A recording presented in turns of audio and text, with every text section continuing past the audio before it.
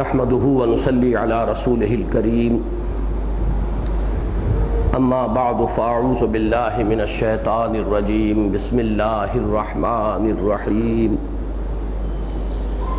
يا أيها الذين آمنوا كونوا أنصار الله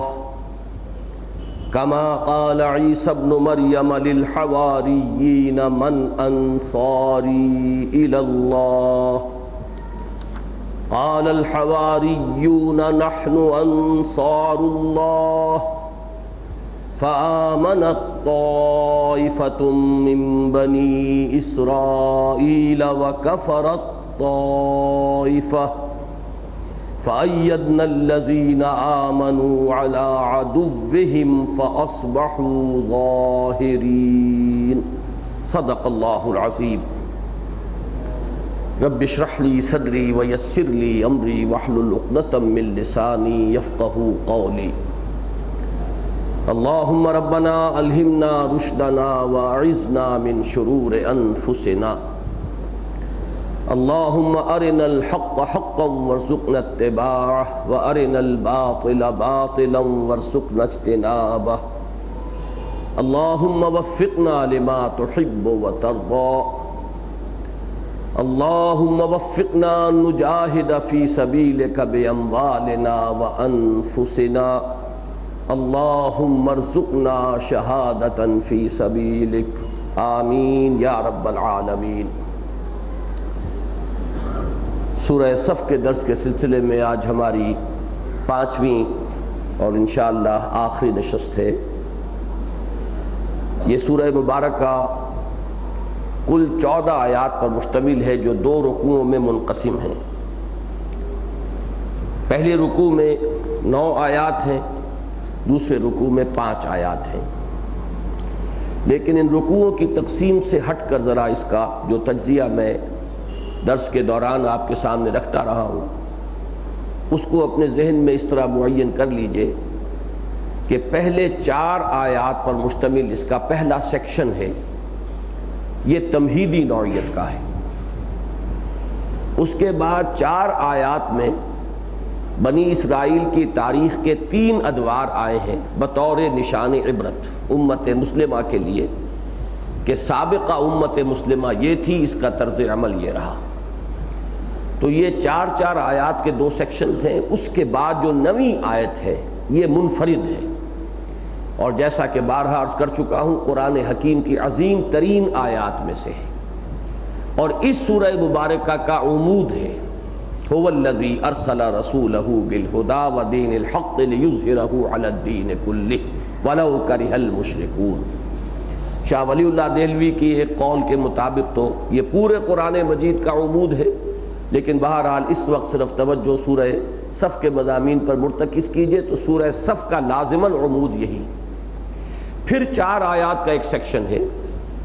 جس میں اب اس مقصد کے لیے جو مقصد بعثت محمدی ہے صلی اللہ علیہ وسلم، اہل ایمان کو دعوت جہاد دی گئی، جان اور مال کھپاؤ، اور ساتھ ہی یہ بھی کہ اگر یہ کرتے ہو تو کیا کیا انعامات ہیں کہ جن کا اللہ تم سے وعدہ فرماتا ہے۔ اس کے بعد پھر ایک آیت جو ہے جو آج ہمیں پڑھنی ہے، یہ گویا کہ ایک منفرد آیت ہے، اور یہ بھی قرآن مجید کی بہت ہی عظیم اور اہم آیات میں سے ہے، اس لیے کہ اس میں جو اجتماعیت اس مقصد عظیمہ کے لیے وجود میں آئے گی، وہ مقصد عظیمہ جو اس آیہ مبارکہ میں ہے هو الذی ارسل رسولہ بالہدی ودین الحق لیظہرہ علی الدین کلہ، اس کے لیے جو اجتماعیت درکار ہے، اس اجتماعیت کی جو اساس ہے اسے معین کیا گیا ہے۔ تو اس طرح 4 آیات کے 3 سیکشن، درمیان میں ایک آیت کہ جو اس کے عمود کی حیثیت رکھتی ہے، اور آخری آیت کہ جو اس مقصد عظیم کے لیے ایک اجتماعیت کی اساس فراہم کرتی ہے۔ اس طرح یہ 14 آیات کا تجزیہ ہے۔ پھر ذرا ذہن میں تازہ کر لیں اس عمود کے اعتبار سے ذرا اس کے دونوں طرف مضامین کا ایک جائزہ۔ عمود هو الذی ارسل رسولہ بالہدی ودین الحق لیظہرہ علی الدین کلہ، یہ عمود ہے۔ محمد الرسول اللہ صلی اللہ علیہ وسلم کی بعثت کا مقصد معین ہوا غلبہ دین، اور یہ میں عرض کر چکا ہوں کہ چونکہ حضور کی بعثت ہے از روح قرآن حکیم نص قرآنی کے مطابق وما ارسلناک الا کافۃ للناس بشیرا ونذیرا، تو یہ غلبہ دین جو ہے لازماً گلوبل ہونا چاہیے، اس پورے کرۂ ارضی کے اوپر پورے عالم انسانی پر غلبہ دین، دین حق، یہ لازم ہے محمد الرسول اللہ صلی اللہ علیہ وسلم کے مقصد بعثت کی تکمیل کے ضمن میں۔ اس کے بعد والے سیکشن میں اب جوڑتے چلے جائیے۔ سوال کیا گیا اہل ایمان جو دعوے دار ہو اللہ پر بھی ایمان کے اور رسول پر بھی ایمان کے، اللہ ہے جس نے بھیجا ہے اپنے رسول کو صلی اللہ علیہ وسلم، هو الذی ارسل رسولہ۔ اب جو بھی اللہ اور اس کے رسول پر ایمان کے دعوے دار ہیں انہیں للکارا گیا ہے، صحیح ترین لفظ یہاں للکارنا ہوگا کہ اگر تم واقعتاً عذاب علیم سے، اب تیسرا بنیادی جو ایمان ہے وہ ایمان بالآخرہ، ایمان بالآخرہ کا لب لباب کیا ہے؟ جہنم سے چھٹکارا پانا۔ اگر تم واقعتاً جہنم سے چھٹکارا پانا چاہتے ہو تو تمہیں ایک کاروبار عملاً اختیار کرنا پڑے گا، اس میں اپنی جانیں اور مال انویسٹ کرنے ہوں گے، اپنے آپ کو کھپانا ہوگا، وہ ہے اللہ کی راہ میں جہاد۔ ایمان کا حق ادا کرو، ایمان رکھو اللہ پر اس کے رسول پر، اور جہاد کرو اس کی راہ میں اور کھپا دو اس میں اپنی جانیں بھی اور اپنے مال بھی۔ اب اگر یہ کرتے ہو تو اب آگے مضمون چلا، یہ کرتے ہو تو یغفر لکم ذنوبکم، پہلا وعدہ یہ ہے کہ اللہ تمہارے گناہ معاف فرما دے گا۔ یعنی اگر رخ یہی رہے تمہاری زندگی کا، تمہاری جد و جہد اور بھاگ دوڑ جو ہے اصلاً رہے اسی رخ پر، تو جو خطائیں ہو جائیں، جو لغزشیں ہو جائیں، جو کہیں کوتاہی ہو جائے، جو کہیں تقصیر ہو جائے، اللہ کنڈون کر دے گا، معاف فرما دے گا۔ میں عرض کر چکا ہوں رخ وہ نہیں ہے تو پھر تو بات ہی مختلف ہے، پھر تو اس کے بارے میں گویا کہ یہاں گفتگو ہی نہیں ہے۔ البتہ یہ رخ کر لو تو پھر کمزور بھی ہوتے ہیں، قوی بھی ہوتے ہیں، تیز رفتار بھی ہوتے ہیں، سست رفتار بھی ہوتے ہیں۔ اللہ نے تمام انسانوں کو ایک جیسا نہیں بنایا ہے، نہ ہر مرد نہ ہر زن زن است و نہ ہر مرد مرد، خدا پنج انگوشت یکساں نہ کر۔ پھر یہ ہے کہ اگر رخ یہی ہے تو کوئی اگر تیز رفتار ہے اس کے حساب سے اللہ کے اجر پائے گا، جو اگر کوئی سست ہے تو اس کو اللہ تعالیٰ اس کی سستیوں کو کنڈون کرے گا۔ لیکن مغفرت کا وعدہ ہے نمبر ایک۔ نمبر دو، وہ تو گویا سلبی وعدہ ہو گیا، منفی وعدہ ہو گیا، جہنم سے چھٹکارا، مغفرت۔ اور مثبت وعدہ کیا ہے؟ وَيُدْخِلْكُمْ جَنَّاتٍ تَجْرِي مِن تَحْتِهَا الْأَنْهَارُ وَمَسَاكِنَ طَيِّبَةً فِي جَنَّاتِ عَدْنٍ، تمہیں داخل کرے گا ان باغات میں جن کے دامن میں ندیاں بہتی ہوں گی، اور ان انتہائی پاکیزہ گھرانوں میں، ریزیڈنشل گارڈنز میں جو ہمیشگی والے باغات ہیں۔ ذالک الفوز العظیم، یہاں فل سٹاپ لگا دیا گیا۔ اصل کامیابی یہی ہے، تمہاری نگاہیں اسی کامیابی پر جم جانی چاہیے۔ کوئی اور کامیابی یعنی دنیاوی کامیابی جس کا آگے ذکر آ رہا ہے، اسے اگر انسان قرار بھی تو نافلۃ لک، وہ گویا کہ ایک اضافی شے ہے جو اللہ تعالیٰ جس کو چاہتا ہے دیتا ہے۔ ہمیشہ جد و جہد کامیاب نہیں ہوئی۔ آپ کو معلوم ہے کہ شہیدین کی تحریک اس اعتبار سے کامیاب نہیں ہوئی کہ انہیں دنیا میں غلبہ مل گیا ہوتا، لیکن اس کے یہ معنی نہیں کہ وہ ناکام ہیں۔ اگر کامیابی کا تصور دنیا کی کامیابی ہو تو پھر وہ ناکام قرار پائیں گے۔ کتنے ہی رسول ہیں کہ ان کی جد و جہد دنیا میں کامیاب نہیں ہوئی، تو معاذ اللہ اگر تمہارا تصور وہ رہا کہ دنیاوی کامیابی بھی اس کا جزو لازم ہے، تو گویا کہ پھر وہ کسی نہ کسی اعتبار سے اور کسی نہ کسی درجے میں ناکام قرار پائیں گے۔ لہذا فل سٹاپ تو یہاں ہے، ذالک الفوز العظیم، نگاہ جم جانی چاہیے اس پر کہ یہی ہے اصل کامیابی، بڑی کامیابی۔ لیکن چونکہ ایک خاص مرحلے تک دعوت پہنچ چکی تھی اور اس میں اہل ایمان کو اب بتایا جانا تھا کہ اب تمہاری قربانیاں اور تمہارے اب تک کے امتحانات جو تم نے پاس کیے ہیں، صبر اور مصابرت کی جن منزلوں سے گزرے ہو، اب اللہ تعالیٰ کی طرف سے نصرت آیا چاہتی ہے، اور کامیابی اور کامرانی دنیاوی اعتبار سے بھی اب تمہارے قدموں کو چوما چاہتی ہے۔ وَأُخْرَى تُحِبُّونَهَا، یہ میں عرض کر چکا ہوں کہ پہلے میں یہ کہا کرتا تھا صرف اپنے ذوق اور وجدان کی بنیاد پر، اب تو میرے پاس دلیل ہے۔ امام فخر الدین رازی رحمۃ اللہ علیہ کا قول کہ ان کے میں نے الفاظ آپ کو سنائے تھے، وَفِي تُحِبُّونَهَا شَيْءٌ مِّنَ التَّوْبِيخِ عَلَى مَحَبَّةِ الْعَاجِلِ، اس تحبونہا کے لفظ میں ایک طرح کی توبیخ ہے، مذمت ہے کہ اگر تم محبت کرتے ہو اس فتح سے تو یہ بھی گویا کہ ایک حب عاجلہ والی بات ہے، یہ بھی دنیاوی محبت کا ایک پرتو ہے اس میں کہ تم یہ چاہتے ہو کہ تمہاری کامیابیاں اس دنیا میں بھی، جسے انگریزی میں کہتے ہیں they should be crowned with success in this world، حالانکہ تمہارے سامنے تو صرف آخرت کی کامیابی ہونی چاہیے۔ یہ اللہ دینا چاہے تو دے دے، نافلہ تعلق نہ دینا چاہے تو تمہاری نگاہوں میں نہیں رہنی چاہیے۔ اس کو ایک اور جو آج کے درس کا ایک لب لباب آئے گا یہاں جوڑ لیجئے، اگر یہ کرتے ہو، میں گنوا رہا تھا کہ اگر تم یہ کاروبار کرتے ہو تو مغفرت ہے نمبر 1، جنت کا وعدہ ہے نمبر 2، یہ ہے اصل کامیابی۔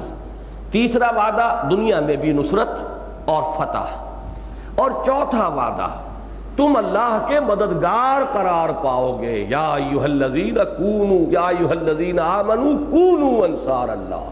اب اس سے اونچا روحانی مرتبہ، اس سے اونچا مقام بندے کے لیے، مخلوق کے لیے کہ وہ خالق کا مددگار قرار دیا جائے، کوئی روحانی مقام، کوئی سلوک کی منزل اب اس سے اونچی نہیں ہو سکتی کہ جس کے بارے میں اللہ تعالیٰ یہ کہے یہ میرا مددگار ہے، کونوا انصار اللہ۔ تو یہ 4 چیزیں تو آپ نے گن لی کہ اگر کرتے ہو تو یہ ہے۔ اب ذرا پیچھے کی طرف جائزہ لیجئے، اگر نہیں کرتے تو نمبر 1 جہنم سے چھٹکارا پانے کی امید بھی امید موہوم ہے۔ وہ آیا کس انداز سے یہ مضمون نکلا کہ یا ایھا الذین آمنوا هل ادلکم علی تجارۃ تنجیکم من عذاب علیم، اہل ایمان کیا تمہیں وہ تجارت بتائی جائے جو عذاب علیم سے چھٹکارا دلا دے؟ اب اگر یہ نہیں کرتے تو اس کے کیا معنی ہے کہ عذاب علیم سے چھٹکارا پانا ایک امید موہوم ہے۔ ذرا اور پیچھے چلیے تو یہ گویا کہ وہی رویہ ہوگا جو تم سے پہلی امت نے اختیار کیا، جو 4 آیات میں آیا۔ حضرت موسیٰ کے ساتھ بنی اسرائیل کا معاملہ کیا رہا؟ انہیں رسول مانا، وَقَدْ تَعْلَمُونَ أَنِّي رَسُولُ اللَّهِ إِلَيْكُمْ، لیکن ان کے ساتھ مدد نہیں کی، تعاون نہیں کیا، ان کے کہنے پر جانے ہتھیلی پر رکھ کر میدان میں نہیں آئے۔ یہ قول و عمل کا تضاد وہیں سے شروع ہو گیا۔ اب جو ذہنیت مسخ ہوئی تو اس درجے کہ 1200-1300 برس تک کے بعد جو ہے ان کا حال یہ ہو گیا کہ اللہ کے ایک جلیل القدر رسول کو، حضرت عیسیٰ ابن مریم کو، انہوں نے رسول ماننا تو کجا، انہیں مرتد قرار دیا، انہیں کافر قرار دیا، عظیم ترین معجزوں کو انہوں نے جادو قرار دیا، سحر عظیم۔ اور جیسا کہ آپ کو معلوم ہے، تاریخ سے ہی معلوم ہوتا ہے کہ انہوں نے تو اپنی حد تک تو یہ یہودیوں ہی کی مذہبی عدالت تھی کہ جس سے حضرت عیسیٰ علیہ السلام کو پھانسی چڑھانے کا جو ہے حکم صادر ہوا تھا، اور انہوں نے اپنے بس پڑتے تو حضرت عیسیٰ کو پھانسی پر چڑھا دیا۔ یہ معاملہ دوسرا ہے کہ اللہ نے کیا معاملہ کیا اور کس طرح ان کو شبہ میں ڈالا ہے، یہ علیحدہ بات ہے۔ اور پھر ان کی تیسری دور جو ہے ان کے روش کا تیسرا دور وہ ہے حضور کے ساتھ معاملہ کہ اب اسلام کی طرف دعوت دے رہے ہیں۔ تو اگر حضور بھی کہیں بنی اسرائیل میں سے ہوتے تو جیسے کہ حضرت عیسیٰ کو انہوں نے پھانسی پر چڑھا کر اپنے طور پر دم لیا ہے، حضور کی بھی تکہ بوٹی کر دیتے۔ لیکن یہ تو معاملہ ہی دوسرا تھا کہ بنی اسماعیل میں سے تھے، یہودیوں کی کہ علماء کی عدالتوں کی جیورسڈکشن نہیں تھی محمد الرسول اللہ صلی اللہ علیہ وسلم پر، ورنہ یہ کہ وہ معاملہ حضرت عیسیٰ سے کہیں زیادہ سخت سلوک کرتے۔ قرآن مجید میں آیا ہے کہ شدید ترین دشمن جو ہے محمد الرسول اللہ کے اور اہل ایمان کے یہ یہود ہیں، اور حالانکہ پہچانتے ہیں کہ یہ اللہ کے رسول ہیں، اور ایسے پہچانتے ہیں جیسے اپنے بیٹوں کو پہچانتے ہیں۔ لہذا ان کا جو تیسرا طرز عمل تھا۔ اب ان تینوں کا حاصل کیا ہے کہ اے مسلمانوں، یہ بھی تم سے پہلے کی امت مسلمہ ہے، یہ اللہ کے بڑے لاڈلے تھے، چہیتے تھے، انہیں اتنا غرہ ہو گیا تھا کہ نحن ابناء اللہ واحباؤہ، ہم تو اللہ کے بیٹوں کے مانند ہیں، بڑے چہیتے ہیں، لاڈلے ہیں۔ ان کے ہاں سینکڑوں نبی آ گئے، 3 کتابیں اللہ نے انہیں دی، تورات انہیں دی، زبور انہیں دی، انجیل انہیں دی۔ لیکن اگر یہ امت مرحومہ، امت ملعونہ بن سکتی ہے، نوٹ کیجئے میرے الفاظ کو، اس لیے کہ قرآن مجید کی نص ہے، لعن الذین کفروا من بنی اسرائیل علی لسان داؤد و عیسی ابن مریم، لعنت کی گئی ان پر جنہوں نے بنی اسرائیل میں سے کفر کیا، حضرت داؤد کی زبانی بھی اور حضرت عیسیٰ ابن مریم کی زبانی بھی۔ تو اب یہ امت مرحومہ، امت ملعونہ بن گئی ہے، یہ تمہارے لیے نشان عبرت ہے۔ اگر تم نے بھی وہی طرز عمل اختیار کیا تو کسی گھمنڈ میں نہ رہنا، کسی مغالطے میں نہ رہنا۔ اللہ تعالیٰ کو تو اس مقصد عظیم سے ہے سارا تعلق کہ جس کے لیے اپنے رسول کو بھیجا۔ ان کے دست و بازو بنو گے، ان کے مقصد بعثت کی تکمیل کے لیے تن من دھن لگاؤ گے تو تم سے پیارا اللہ کو کوئی نہیں ہوگا، تم سے لاڈلا کوئی نہیں ہوگا، تمہاری اللہ تعالیٰ مدد فرمائے گا۔ لیکن اگر اس مقصد سے تم پہلو ہی کرو گے، اسے ترک کر دو گے، تج دو گے، تو پھر اللہ کا تمہارے ساتھ معاذ اللہ ثم معاذ اللہ کوئی رشتہ نہیں ہے، کوئی جانبداری تمہارے ساتھ نہیں ہوگی۔ اب ذرا اس سے پیچھے چلیے تو وہ 4 آیات جو میں نے عرض کیا تھا تمہیدی، لما تقولون ما لا تفعلون، جان لو یہ پھر قول اور عمل کا تضاد ہوگا، اور قول و عمل کا تضاد اللہ کے غضب کو بھڑکانے والی شے ہے۔ کبر مقتا عند اللہ ان تقولوا ما لا تفعلون، اور جان لو کہ اللہ تعالیٰ کو تو محبوب ہے اپنے وہ بندے جو اس کی راہ میں جنگ کرتے ہیں، ایسی صفیں باندھ کر گویا کہ سیسا پلائی ہوئی دیوار ہے۔ اور سب سے پہلے جائیے تو فرمایا کہ جان لو اگر ہمیں تم سے صرف سجدہ اور نماز اور تسبیح یہ چاہیے درکار ہوتی تو ہمارا تو اس کائنات کا ذرہ ذرہ تسبیح کر رہا ہے۔ یسبح للہ ما فی سبح للہ ما فی السماوات و ما فی الارض، تم سے ہمیں کچھ اور درکار ہے۔ وہ 2 اشعار جو میں نے سنائے ہیں کئی مرتبہ علامہ اقبال کے، بڑے خوبصورت اشعار ہیں۔ وہ جو کہا ہے کہ مقام بندگی دیگر مقام عاشقی دیگر، ز نوری سجدہ می خواہی ز خاکی بے شذاں خواہی، چنا خود را نگہداری کے بائی بے نیازی ہا، شہادت بر وجود خود ز خون دوستاں خواہی۔ ہمیں تو اے اہل ایمان تمہارے خون سے اپنی توحید اور اپنے نبی محمد صلی اللہ علیہ وسلم کی رسالت کی گواہی درکار ہے۔ اپنی گردنیں کٹوا کر گواہی دو، دے تو بھی محمد کی صداقت کی گواہی، تب تم اہل ہوگے اس مقام اور اس مرتبے کے جو تمہیں عطا کیا گیا۔ یہ گویا کہ ان 13 آیات کا ایک تجزیہ ہو گیا، کس قدر خوبصورت یہ ہار ہے۔ میں نے جیسا کہ عرض کیا تھا پہلے کہ ہر صورت کی مثال ایک موتیوں کے ہار کی ہے، ہر آیت ایک موتی ہے نہایت حسین اور جمیل۔ اب ان کو جو ایک ڈور میں پرو دیا گیا ہے اور اس میں ایک نظم ہے، ایک توازن ہے، ایک طرح کی جسے آپ کہتے ہیں کہ ادھر اور ادھر کے اندر سملیرٹی پیدا کی گئی ہے، اس سے جو حسن دوبالا ہو جاتا ہے ہر موتی کا کہ جو اس ہار میں پرویا گیا۔ یوں سمجھیے کہ اس ہار کے درمیان میں تو وہ بہت ہی بڑا کوئی ہیرا ہے، هو الذی ارسل رسولہ بالہدی ودین الحق لیظہرہ علی الدین کلہ ولو کرہ المشرکون۔ اب ادھر چلیے، ایک ونگ جو ہے اس ہار کا، ایک سائیڈ اہل ایمان اگر اللہ اور اس کے رسول پر دعوے دار ہو ایمان کے، اور اگر آخرت پر تمہارا ایمان ہے اور واقعتاً جہنم سے چھٹکارا چاہتے ہو تو لو تمہیں ہم راستہ بتا دیتے ہیں، اللہ پر اور اس کے رسول پر ایمان پختہ رکھو اور کھپا دو اپنی جانیں اور مال اپنے اللہ کی راہ میں جہاد کرتے ہو، یہی تمہارے لیے بہتر ہے اگر تم سمجھو۔ وہ بہتری کیا ہے؟ مغفرت، جنت کا داخلہ، دنیا میں بھی نصرت کا وعدہ، اللہ تعالیٰ فتح سے بھی اگر چاہے گا تو تمہیں ہمکنار کر دے گا، اور سب سے بڑی بات اللہ تمہیں اپنا مددگار قرار دے گا۔ نہیں کرتے ہو تو آؤ پیچھے کی طرف، پھر جہنم سے چھٹکارا امید موہوم، پھر تم بھی گویا کہ سابقہ امت کی جگہ پر جا کر کھڑے ہو جاؤ گے، تم اس غرے میں رہو گے کہ ہم امت مرحومہ ہے، حالانکہ امت ملعونہ بن چکے ہوگے، جیسے کہ پہلی ایک امت جو ہے وہ امت ملعونہ بن چکی۔ ضربت علیہم الذلۃ والمسکنۃ وباؤوا بغضب من اللہ،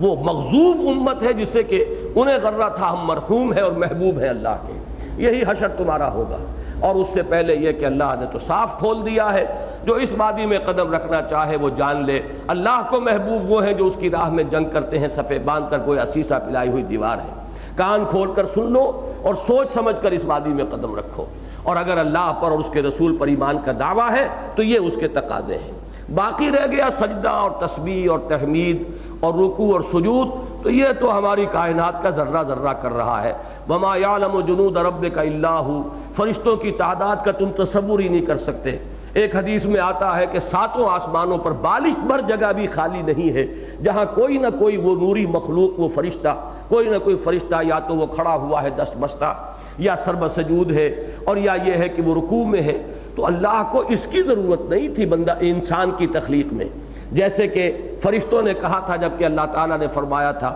انی جاعل فی الارض خلیفہ، قالوا اتجعل فیہا من یفسد فیہا ویسفک الدماء ونحن نسبح بحمدک ونقدس لک۔ تو اس کام کے لیے تمہیں نہیں بنایا تھا، تمہیں اپنی خلافت سے سرفراز کیا تھا، اور اس خلافت کا تقاضا یہ ہے کہ ز نوری سجدہ می خواہی ز خاکی بے شذاں خواہی، چداں خود را نگہداری کہ بائیں بے نیازی ہا، شہادت بر وجود خود سے خون دوست آخائی۔ اب یہ ہے اس سورہ مبارکہ کا 2 مرتبہ میں نے تجزیہ جو ہے اس ایک ہار کی تمثیل کے ساتھ آپ کے سامنے رکھ دیا۔ اب دیکھیے موٹی سی بات یہ ہے، اگر معاملہ ہو صرف تبلیغ کا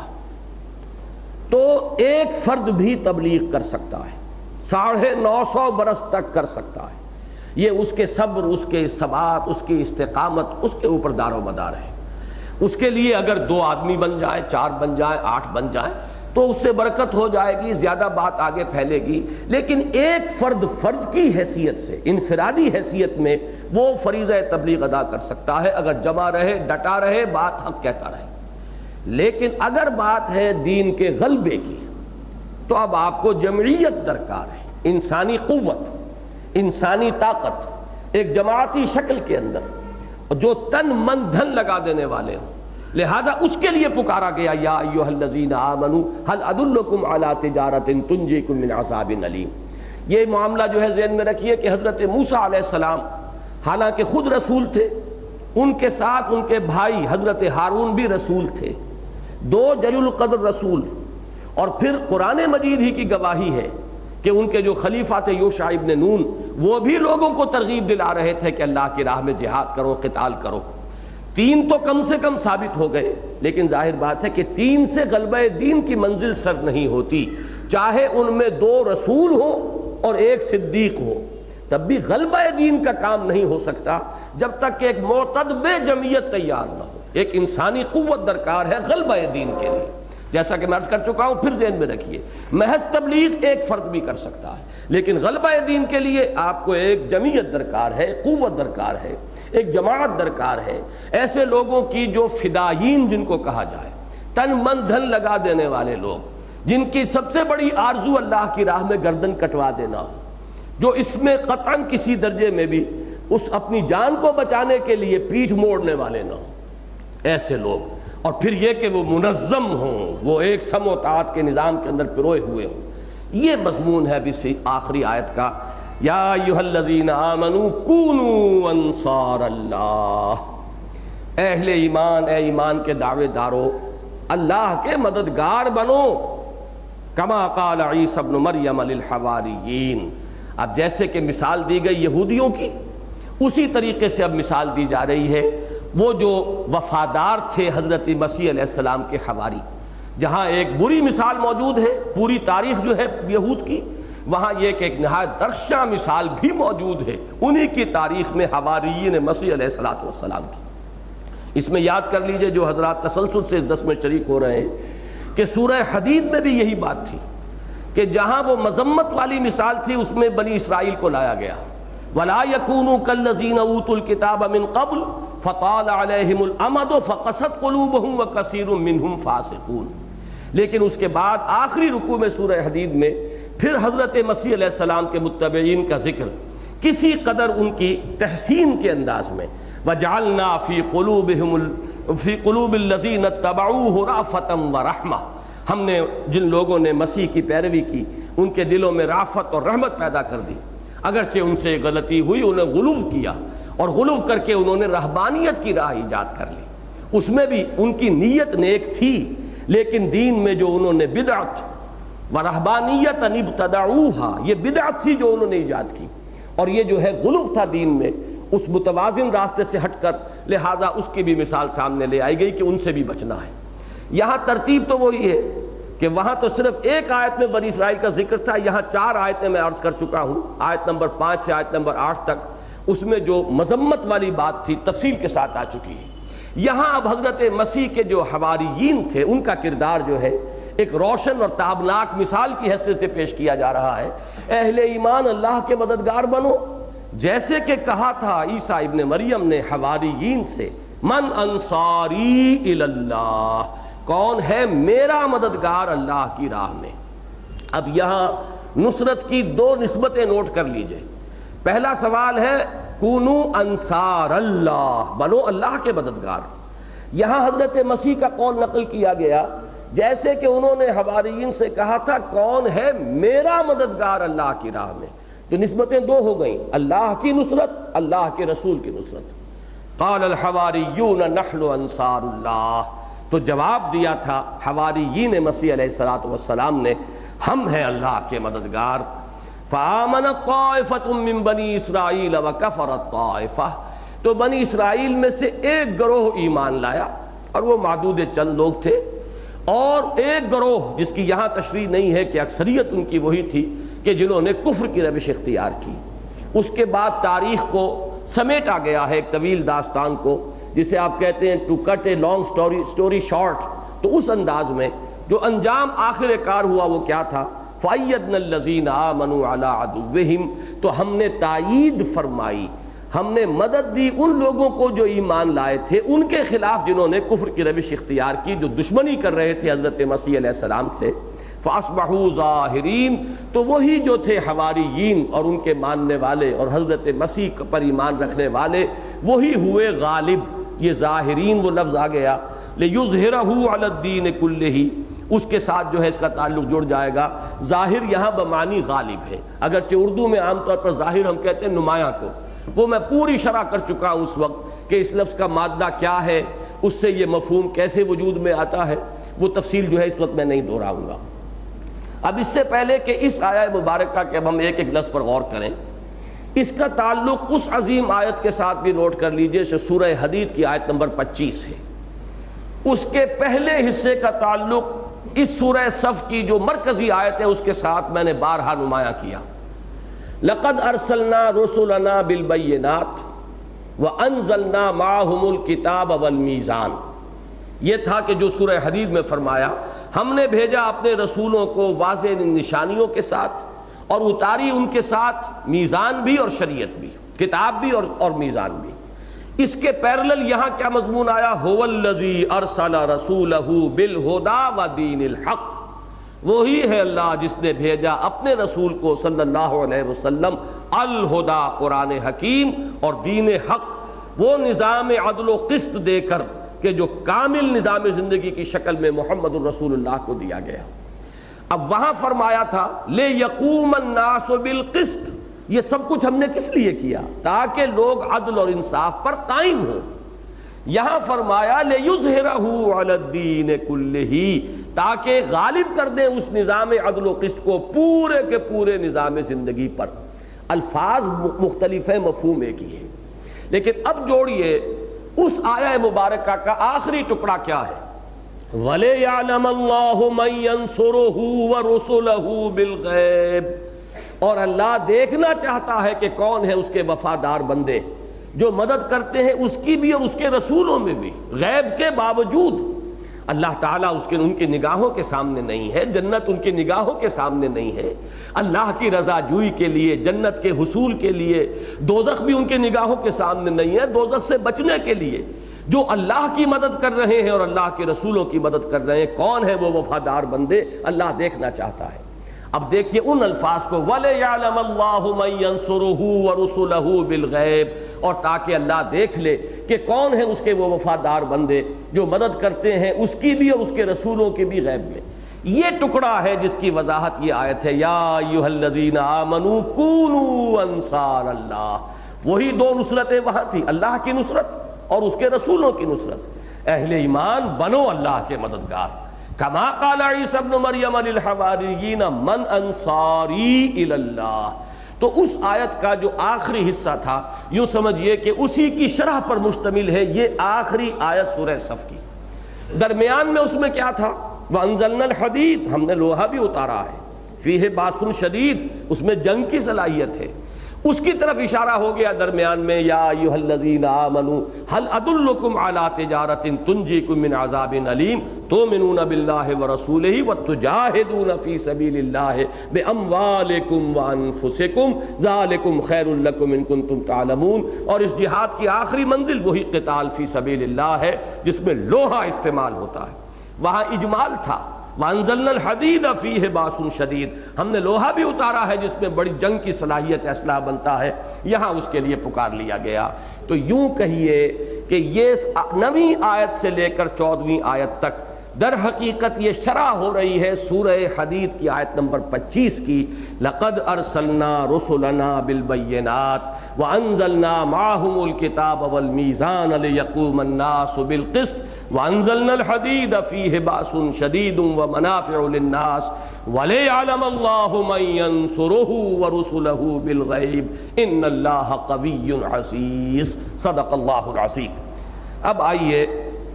ان کے ایک ایک لفظ پر غور کیجئے۔ سب سے پہلا سوال پیدا ہوتا ہے اللہ تعالیٰ کی نصرت۔ بظاہر ایک اعتبار سے یہ لفظ توہین آمیز ہے، اگر یہ لفظ کلام اللہ کا نہ ہوتا تو اللہ کے لیے یہ لفظ کسی طرح مناسبت رکھنے والا نہیں۔ اللہ کی مدد، معاذ اللہ ثم معاذ اللہ۔ وہ تو جیسے کہ سورہ حدید کی وہ آیت ختم ہوتی ہے ان اللہ قوی عزیز، وہی قوی ہے، زبردست ہے، توانا ہے، اس کو کسی کی احتیاج نہیں، کوئی ضعف نہیں، اسے کسی کی مدد کی ضرورت نہیں۔ لہذا یہ لفظ جو ہے در حقیقت آ رہا ہے اصلاً حوصلہ افزائی اور قدر افزائی کے لیے۔ میں نے آج نوٹ کیا ہے قرآن مجید میں دو مقامات اور ہیں کہ جن میں اللہ کی مدد کا تذکرہ ہے۔ سورہ حج کی آیت نمبر 40 ہے وَلَيَنْصُرَنَّ اللَّهُ مَن يَنْصُرُهُ، اللہ تعالیٰ لازماً مدد فرمائے گا یا فرماتا ہے ان کی جو اس کی مدد کرتے ہیں۔ گویا کہ نصرت خداوندی، نصرت الہی پر ایک نص سورہ حج کی آیت نمبر 40 ہے۔ دوسری سورہ محمد کی آیت نمبر 7 یا ایھا الذین آمنوا ان تنصروا اللہ ینصرکم ویثبت اقدامکم، اہل ایمان اگر تم اللہ کی مدد کرو گے تو اللہ تمہاری بھی مدد کرے گا اور تمہارے قدموں کو جما دے گا۔ تو نصرت الہی صرف تنہا اللہ کی مدد کا ذکر ان دو آیات میں آ گیا، سورہ حج کی آیت نمبر 40 اور سورہ محمد صلی اللہ علیہ وسلم کی آیت نمبر 7۔ پھر نبی اکرم صلی اللہ علیہ وسلم کی نصرت کا ذکر قرآن مجید میں 3 آیات میں ہے۔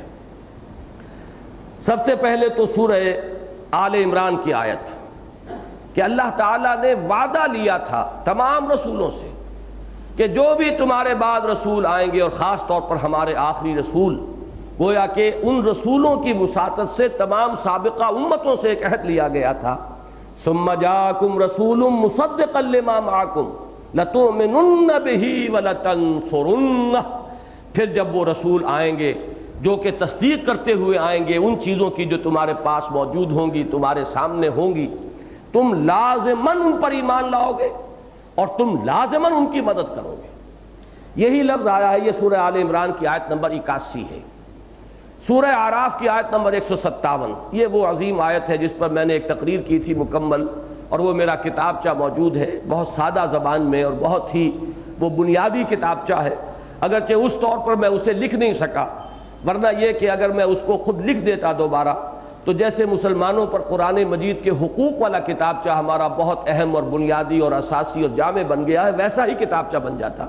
لیکن یہ کہ ضرورت پوری کرتا ہے کہ ایک آیت کے حوالے سے میں نے حضور کے حقوق جو ہے مسلمانوں پر نبی اکرم صلی اللہ علیہ وسلم کے حقوق کا تذکرہ کر دیا ہے، یا نبی اکرم صلی اللہ علیہ وسلم سے ہمارے تعلق کی بنیادیں،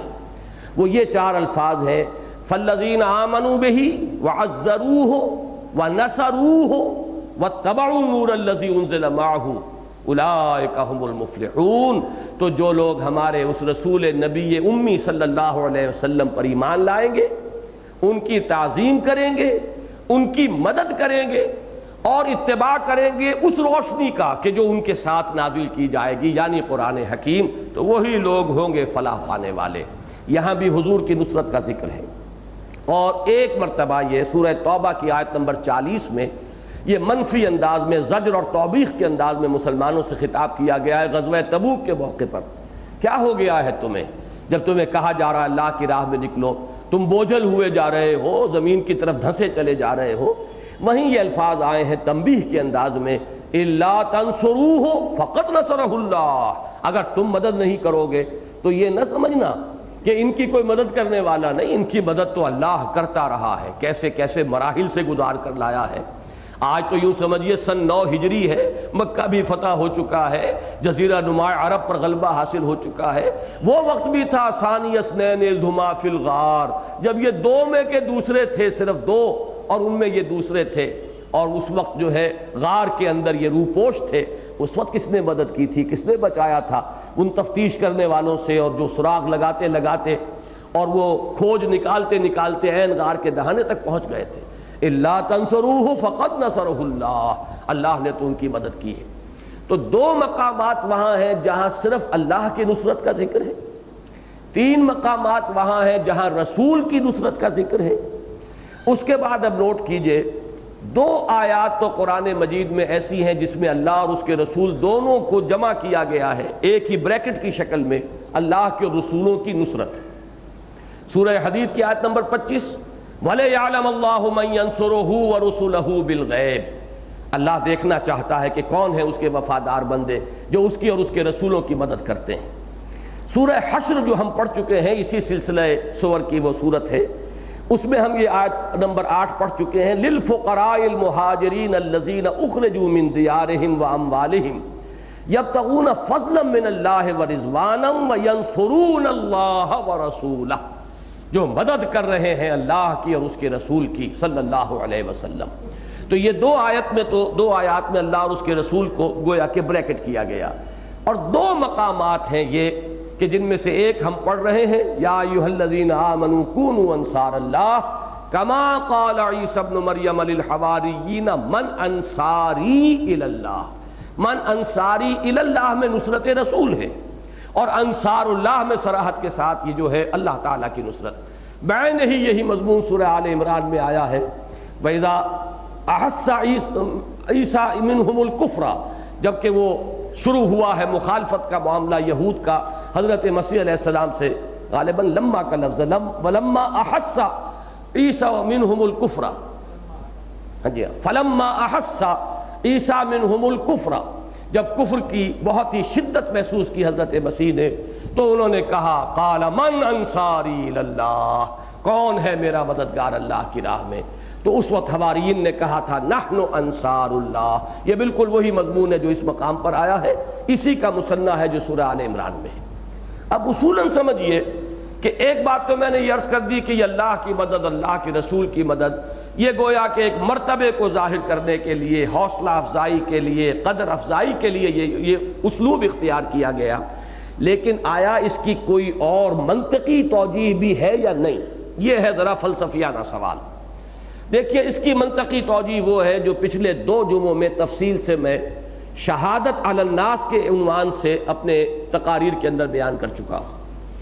اس لیے کہ اللہ نے انسانوں کو پیدا کیا، ذرا یہ میرا صغرا کبرا آپ ذہن میں جوڑتے جائیے، اس نے انسانوں کو امتحان میں ڈالا، خلق الموت والحیات لیبلوکم ایکم احسن عملا۔ اب اس امتحان کے لیے اللہ کے ذمے ہے کہ انسان کو کچھ پڑھائے، کچھ سکھائے، کچھ دے، اس لیے کہ امتحان لیا جاتا ہے کچھ سکھا کر، کچھ پڑھا کر، یا آزمایا جاتا ہے کچھ دے کر، اس کے بغیر تو آزمائش کا تصور نہیں ہے۔ تو کیا دیا ہے اللہ نے جس کی بنیاد پر کہ محاسبہ ہوگا قیامت کے دن؟ کیا دیا ہے اللہ نے جس کی بنیاد پر امتحان میں انسان کو ڈالا گیا؟ یہ جو علامہ اقبال نے کہا ہے کہ یہ گھڑی محشر کی ہے تو عرصہ محشر میں ہے، پیش کر غافل عمل کوئی اگر دفتر میں ہے، اور قلزم ہستی سے تو براہ مانند حباب، اس عیاں خانے میں تیرا امتحان ہے زندگی۔ تو اس کو ذرا اچھی طرح سمجھ لیجئے، اس کے ضمن میں ایک ہے اساسی حجت، بنیادی حجت جو اللہ نے قائم کی ہے، وہ یہ کہ انسان کو سماعت دی، بصارت دی، عقل دی، اس میں نیکی اور بدی کی تمیز رکھی، اس میں اپنی روح میں سے پھونک دیا، وہ روح انسانی جو ہے روح ربانی، اس کے اندر اللہ کی محبت بھی موجود ہے، اللہ کی معرفت بھی موجود ہے۔ یہ 5 چیزیں گن لیجئے، یہ وہ ہیں اللہ تعالیٰ کی حجت اساسی، جس کی بنیاد پر ہر انسان مسئول ہے، ذمہ دار ہے، جواب دہ ہے۔ کوئی نبی نہ آتا، کوئی رسول نہ آتا، کوئی کتاب نہ نازل ہوتی، کوئی وحی نہ نازل ہوتی، تب بھی انسان مکلف ہے، جواب دہ ہے، اکاؤنٹیبل ہے، رسپانسیبل ہے۔ کیوں؟ ہم نے تمہیں سماعت اور بصارت دی، انا خلقنا الانسان من نطفۃ امشاج نبتلیہ فجعلناہ سمیعا بصیرا۔ اب یہاں کلمہ فا بہت اہم ہے۔ ہم نے انسان کو بنایا ملے جلے نطفے سے تاکہ اسے پرکھیں، جانچیں، آزمائیں، امتحان میں ڈالیں، تو ہم نے اسے سمیع اور بصیر بنایا۔ گویا کہ سماعت اور بصارت نمبر 1۔ پھر ہم نے تمہیں عقل دی ہے، یہ کمپیوٹر رکھ دیا ہے اتنا بڑا، اتنا عظیم کمپیوٹر ہے، دیکھو، آنکھ سے دیکھو، کان سے سنو، پھر نتائج نکالو. کھول آنکھ، زمین دیکھ، فلک دیکھ، فضا دیکھ، کائنات میں ہر طرف آیات ہماری بکھری ہوئی ہیں. ان فی خلق السماوات والارض واختلاف اللیل والنہار لآیات لأولی الالباب. سماعت اور بصارت اس لیے دیکھی تمہیں دی ہے کہ ذرا اس سے سنو اور دیکھو. دیدن دیگر آموز، سنیدن دیگر آموز. صرف حیوانوں کا سا دیکھنا نہ دیکھو، صرف حیوانوں کا سا سننا نہ سنو، بلکہ انسانوں کا سا سننا اور انسانوں کا سا دیکھنا سیکھو. پھر عقل کو استعمال کرو. افلا یدبرون افلا تعقلون افلا یعقلون. ہم نے انہیں عقل دی ہے. یہ آیات جو ہے کن کے لیے؟ لقومی یعقلون، ان لوگوں کے لیے جو عقل سے کام لیں. تو یہ بیسک فیکلٹیز ہوئی. نمبر 4 وہ فیکلٹی کیا ہے؟ ہم نے انسان کے اندر نیکی اور بدی کا امتیاز ودیت کر دیا ہے. وَنَفْسٍ وَمَا سَوَّاهَا فَأَلْهَمَهَا فُجُورَهَا وَتَقْوَاهَا. انسان جیسے کہ ظاہری سماعت اور بصارت لے کر آیا ہے، ایک باطنی بصیرت بھی اس میں ہے کہ وہ جانتا ہے. by his very nature he knows what is good and what is evil. اس کو کوئی ضرورت نہیں ہے تفصیل سے ایک لسٹ لگا کر رکھنے کی، جیسے مارشل لا کے زمانے میں لازم ہو جاتا ہے لسٹیں لگاؤ باہر. کوئی ضرورت نہیں کہ یہ نیکی ہے یہ بدی ہے. انسان جانتا ہے. انسان کو ہم نے یہ بصیرت باطنی دے کر بھیجا ہے. اور سب سے بڑی بات یہ ہے وَنَفَخْتُ فِيهِ مِن رُوحِي، اپنی روح میں سے اس میں پھونکا ہے. اور اللہ تعالیٰ کی روح ذرا تصور کیجئے، اس کا جو تعلق ہے براہ راست اللہ کے ساتھ، اس روح کے اندر اللہ کی محبت بھی ودیت شدہ موجود ہے، اور اس روح کے اندر اللہ کی معرفت بھی موجود ہے. یہ 5 چیزیں میں نے پھر گنوا دی. یہ ہیں در حقیقت وہ بنیادی حجتیں اللہ کی جو انسان پر ہیں. اب میں ایک لفظ استعمال کر رہا ہوں، اتمام حجت. حجت کا اتمام، چونکہ یہ لفظ اس صورت میں بھی آیا ہے واللہ متم نورہ، اللہ اپنے نور کا اتمام فرما کر رہے گا. تو ایک تو ہے بنیادی حجت، وہ یہ 5 بنیادوں پر، اور ایک ہے اتمام حجت. اتمام حجت کے لیے اللہ نے رسولوں کو بھیجا، نبیوں کو بھیجا، کتابیں نازل کی، اپنی ہدایت کو مبرہن کیا. وہ جو میں شہادت حق کے عنوان سے بیان کرتا رہا ہوں ان دونوں جمعوں کے اندر، قول سے بھی شہادت دو، اپنے عمل سے بھی شہادت دو، اللہ کی طرف بلاؤ، اللہ کی ہدایت کا راستہ روشن کر دو، علماً بھی، نظراً بھی، فکراً بھی، دلیل کے طور پر بھی، اور پھر اس کا ایک نمونہ بھی دکھا دو. اور یہی شہادت مکمل ہوئی ہے محمد الرسول اللہ کی ہستی میں آ کر، کہ صرف انفرادی طور پر نہیں، اجتماعی طور پر بھی جو ہم نے نظام عدل اجتماعی دیا ہے اسے بھی قائم کر کے اس کا نمونہ دکھا دو. اب اس سے اتمام حجت ہو گیا. سورہ نساء کی آیت میں جیسا کہ فرمایا لِأَلَّا يَكُونَ لِلنَّاسِ عَلَى اللَّهِ حُجَّةٌ بَعْدَ الرُّسُلِ. اب رسولوں کے آنے کے بعد تو لوگوں کے پاس اللہ کے اس محاسبے کے مقابلے میں کوئی عذر، کوئی حجت، کوئی بہانہ، کوئی دلیل سرے سے باقی نہ رہے. اب سوال یہ ہے یہ اتمام حجت کس کی ذمہ داری ہے؟ اصلاً یہ ذمہ داری اللہ کی ہے جس نے پیدا کیا، جو محاسبے کے اندر جو محاسبہ کرے گا، جس نے امتحان میں ڈالا، جس نے پہلی حجتیں دی ہیں، وہی اس آخری حجت کا بھی ذمہ دار ہے. یہ بالفعل اللہ کی ذمہ داری ہے. اللہ نے اس ذمہ داری کو منتقل کیا اپنے رسولوں پر صلی اللہ علیہ وسلم. وہ رسول اللہ کی طرف سے ذمہ داری ادا کر رہے ہیں، حجت قائم کر رہے ہیں. جیسا کہ قرآن مجید میں ایک جگہ آیا فَلِلَّهِ الْحُجَّةُ الْبَالِغَةُ، اللہ ہی کے حق میں ہے وہ حجت بالغہ، حجت کاملہ. ظاہر بات ہے کہ کونوا قوامین للہ، کونوا قوامین بالقسط شہداء للہ، اللہ کے حق میں گواہی دی جا رہی ہے. اور اس میں سب سے بڑے گواہ کون ہے؟ اللہ کے رسول. وہ گویا کہ مامور ہیں، وہ اپنے اس فرض منصبی کو ادا کرنے پر مامور ہیں. میں نے ایک دفعہ مثال بیان کی تھی کہ ایک عام شہری ہوتا ہے اور ایک پولیس مین ہے. اگرچہ عام شہری کا فرض بھی یہ ہے ہر مہذب معاشرے میں امن و امان کا خیال رکھے، کہیں جو ہے کوئی فساد وغیرہ ہو رہا ہو تو اس کو روکنے کی کوشش کرے، یہ اس کے فرائض شہریت میں داخل ہے. لیکن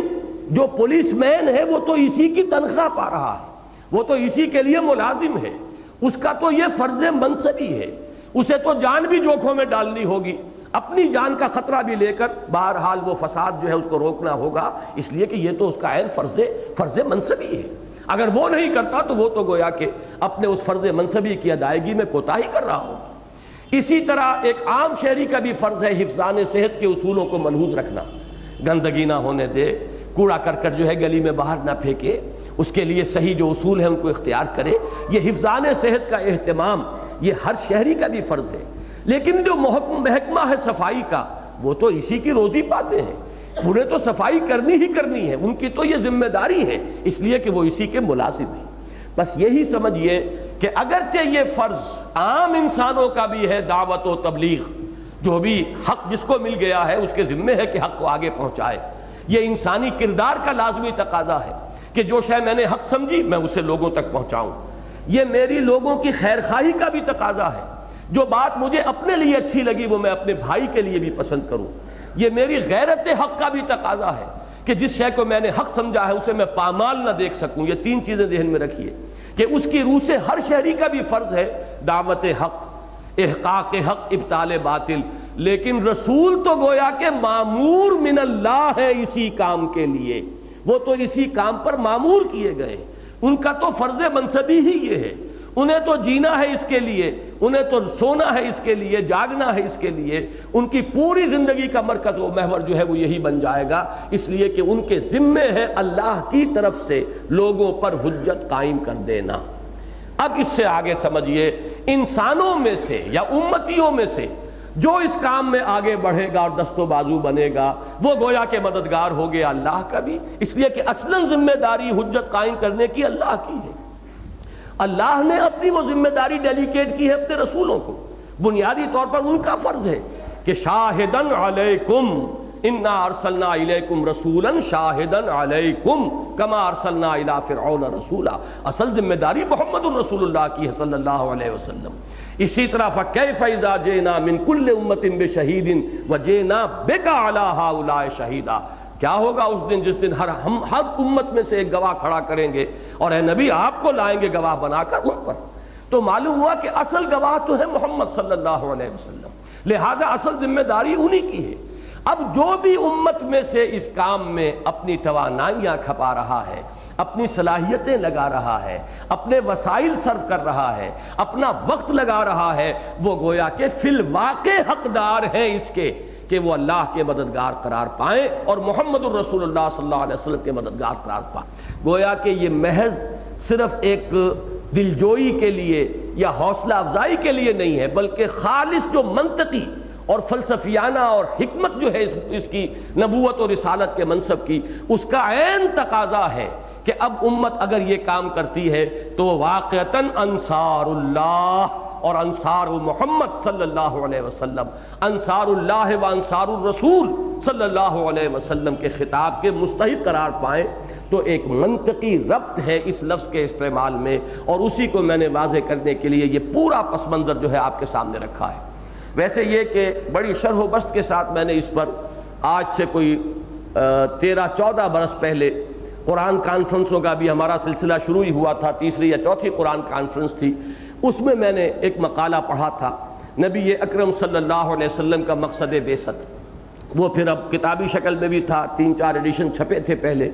اب اس کی ایک تازہ نئی کتابت کے ساتھ اور اسے زیادہ اہتمام کے ساتھ بہت ہی تھورو اس کی تصحیح کر کے اس کے ٹیکسٹ کی اس کو دوبارہ شائع کر رہے ہیں، وہ قریب انشاءاللہ آ جائے گا۔ تو اس کے بعد یہ مضمون جو ہے بہت منقع ہو کر آپ حضرات کے سامنے ہوگا کہ در حقیقت یہ حجت قائم کرنا اللہ کی ذمہ داری ہے، اللہ کی طرف سے اس کے لیے مامور من اللہ، اللہ کے رسول ہیں۔ اب ان کے ساتھ در حقیقت امت کو مستقل طور پر اٹیچ کر دیا گیا ہے تا قیام قیامت، جو میں نے جمعے کی تقریر میں کہا تھا کہ یہ 2 لنکس تھے ہمیشہ سے رسالت کے، رسول ملک، رسول بشر۔ اللہ سے جبرائیل نے پیغام لیا اور محمد کو پہنچا دیا، محمد نے صلی اللہ علیہ وسلم جبرائیل سے وصول کیا اور امت کو پہنچا دیا۔ اب اس امت کا کام ہے کہ پوری نوع انسانی کو تا قیام قیامت پہنچاتی رہے۔ اب یہ 3 لنکس پر یہ سلسلہ رسالت مشتمل ہو گیا، جبکہ آپ سے پہلے ہمیشہ یہ 2 پر مشتمل رہا۔ ایک رسول کی دعوت لوگوں نے گم کر دی تو دوسرے رسول،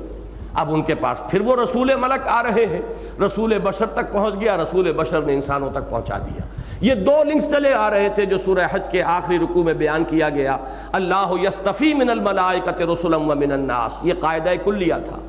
کہ اللہ پسند فرما لیتا ہے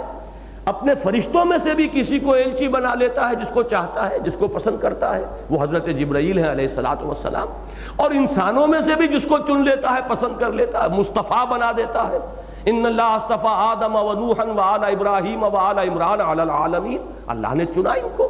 کبھی حضرت ابراہیم کو چنا، کبھی موسیٰ کو چنا، کبھی عیسیٰ کو چنا، کبھی نوح کو چنا، ہود کو چنا، اور بالآخر چن لیا محمد الرسول اللہ صلی اللہ علیہ وسلم کو، جو محمد مصطفیٰ ہے، احمد مجتبیٰ ہے صلی اللہ علیہ وسلم۔ اب اس کے بعد فرمایا یا ایھا الذین آمنوا، وہ جو پہلی آیت ہے ارکعوا واسجدوا واعبدوا ربکم وافعلوا الخیر لعلکم تفلحون وجاہدوا فی اللہ حق جہادہ ھو اجتباکم، اب تمہارا چناؤ ہو گیا ہے،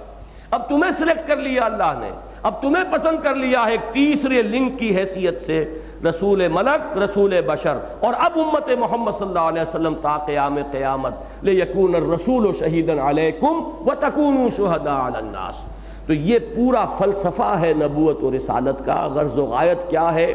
اساسی اور بنیادی مقصد کیا ہے نبوت و رسالت کا، اور پھر نبوت و رسالت جب کامل ہو گئی محمد الرسول اللہ صلی اللہ علیہ وسلم پر، تو بعثت محمدی کی اتمامی اور تکمیلی شان کیا ہے، اس پر میرا وہ مقالہ جو ہے اب جب دوبارہ چھپ کر آ جائے گا، آپ حضرات توجہ سے اسے پڑھیے۔ اور میں یہ سمجھتا ہوں کہ اس وقت دنیا میں جہاں کہیں بھی احیاء اسلام کی جد و جہد ہو رہی ہے، اور جو لوگ بھی اس کام میں لگے ہوئے ہیں، ان کے لیے ایک بہت ہی اہم ہے بصیرت باطنی کے جو انشاءاللہ العزیز اس مقالے کے ذریعے سے فراہم ہوگی۔ میں اپنی پہلی فرصت میں کوشش کروں گا کہ اس کا عربی ترجمہ بھی ہو۔ کوششیں تو ہو رہی ہیں دنیا میں، لوگ کام کر رہے ہیں، لیکن ایک کیفیت ہوتی ہے کہ علی بصیرت انا ومن اتبعنی، ایک شکل تو یہ ہوتی ہے کہ جو کام انسان کر رہا ہو علی وجہ البصیرت کر رہا ہو، اس کا صغرا کبرا اسے معلوم ہو، اس کا جو منطق ہے اس کے سامنے ہو، ہدف کیا ہے اس کو بھی جانتا ہو، اور کسی اور کے فلسفے کے اعتبار سے نہ جانتا ہو، از روئے قرآن جانتا ہو، تو جو اسے باطنی بصیرت حاصل ہوگی، اگرچہ وہ کسی مصنف کے زیر اثر، کسی بہت بڑے قائد کے زیر اثر، کسی مدرس قرآن کے زیر اثر آ کر اگر وہ جد و جہد میں لگ بھی گیا ہے، لیکن اسے خود وہ ذاتی جو ہے انلائٹنمنٹ حاصل نہیں ہے، وہ باطنی بصیرت اسے حاصل نہیں ہے، تو وہ زیادہ دیر تک چل نہیں پائے گا، یا پھر وہ تحریکیں جو ہیں کچھ عرصے کے بعد جو ہے از خود مدھم پڑتی چلی جاتی ہیں۔ اس کے لیے ضرورت ہے کہ قل ھذہ سبیلی ادعو الی اللہ علی بصیرۃ انا ومن اتبعنی، اے نبی کہہ دیجئے یہ ہے میرا وہ راستہ جس کی طرف میں بلا رہا ہوں اللہ کی طرف، اور اندھیرے میں ٹامک توئیاں نہیں مار رہا ہوں، بلکہ علی بصیرۃ انا، میں خود بھی علی وجہ البصیرت چل رہا ہوں اور بلا رہا ہوں، ومن اتبعنی، اور جو میری پیروی کرنے والے ہیں وہ بھی علی وجہ البصیرت چل رہے ہیں اور بلا رہے ہیں، وہ اندھیرے میں ٹامک توئیاں نہیں مار رہے ہیں۔ دعا کیجئے اللہم ربنا اجعلنا منہم، اے اللہ ہمیں ان میں شامل فرما جو محمد الرسول اللہ کا اتباع کرتے ہوں علی وجہ البصیرت، علی بصیرت انا ومن اتبعنی، اللہ تعالی ہمیں اس کا مصداق بنائے۔ تو اس تحریک میں اور خاص طور پر غلبہ دین اور اقامت دین کی جد و جہد میں نے ابھی چونکہ اس اپنے مقالے پر نظر ثانی کی ہے اور بہت ہی باریک بینی کے ساتھ اس کی تصحیح کی ہے، اہتمام کے ساتھ کتابت کرائی ہے، تو میں نے اسے پڑھا ہے اور مجھے اندازہ ہوا کہ وہ کوئی خاص وقت تھا جس میں کسی خاص کیفیت میں اللہ تعالیٰ نے مجھ سے وہ چیزیں لکھوا لی ہیں۔ انشاءاللہ تعالیٰ انہیں اگر سمجھ کر پڑھا جائے گا تو بہت بصیرت جو ہے حاصل ہوگی۔ اب آئیے پھر متن کی طرف۔ یا ایھا الذین آمنوا کونوا انصار اللہ، اہل ایمان بن جاؤ مددگار اللہ کے، کما قال عیسی ابن مریم للحواریین، یہاں لفظ حواریین کو سمجھ لیجئے، لفظ حور جو ہے وہ تو آپ خوب جانتے ہیں، سورہ رحمان میں آیا ہے اور سورہ واقعہ میں آیا ہے، تو اس میں گوری رنگت والیاں، یہ حور کا لفظ جو لفظی ترجمہ ہے، حور عین،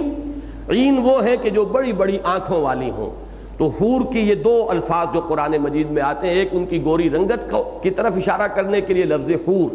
اور عین بہت بڑی بڑی آنکھوں والیاں، اور یہیں سے لفظ بنا ہے حواری، اس لیے کہ دھوبیوں کے لیے یہ لفظ استعمال ہوتا تھا، وہ کپڑے کو صاف کر دیتے ہیں، سفید کر دیتے ہیں، میل آ گیا ہے، کچیل ہے اوپر، اس کو صاف کر کے اثر نو کپڑے کو دھو دیا۔ اب جس طریقے سے اب اس لفظ کا اطلاق حواریین مسیح پر کیوں ہوا، دو اعتبارات سے، ایک تو یہ کہ خود ان کے باطن کو حضرت مسیح علیہ السلام نے دھو کر صاف کر دیا ان کی صحبت سے، جیسے صحابہ کرام رضوان اللہ تعالی علیہ مجمعین کا تزکیہ فرمایا محمد الرسول اللہ صلی اللہ علیہ وسلم نے، ایسے ہی صحبت حضرت مسیح علیہ السلام سے حواریین کا باطن جو ہے وہ میل کچیل سے، گندگیوں سے صاف ہو گیا۔ اللہ نے ان کا تزکیہ فرما دیا حضرت مسیح کے ذریعے، اور اب وہ خود مامور ہو گئے کہ جیسے دھوبی میل کچیل صاف کر کے کپڑوں کو پھر دوبارہ چمکا دیتا ہے اور پھر وہ بالکل سفید براق ہو جاتے ہیں، ایسے ہی اب وہ لوگوں کے تصفیے کے لیے، لوگوں کے تزکیے کے لیے، حق کو لوگوں تک پہنچانے کے لیے اسی طرح وہ کمر بستہ ہو گئے۔ یہ ہے حواریین۔ حضرت مسیح علیہ السلام کے 12 حواریین جو ہے وہ مشہور ہیں، اگرچہ بدقسمتی سے تاریخ ہمیں یہ بتاتی ہے کہ انہی میں سے ایک شخص وہ تھا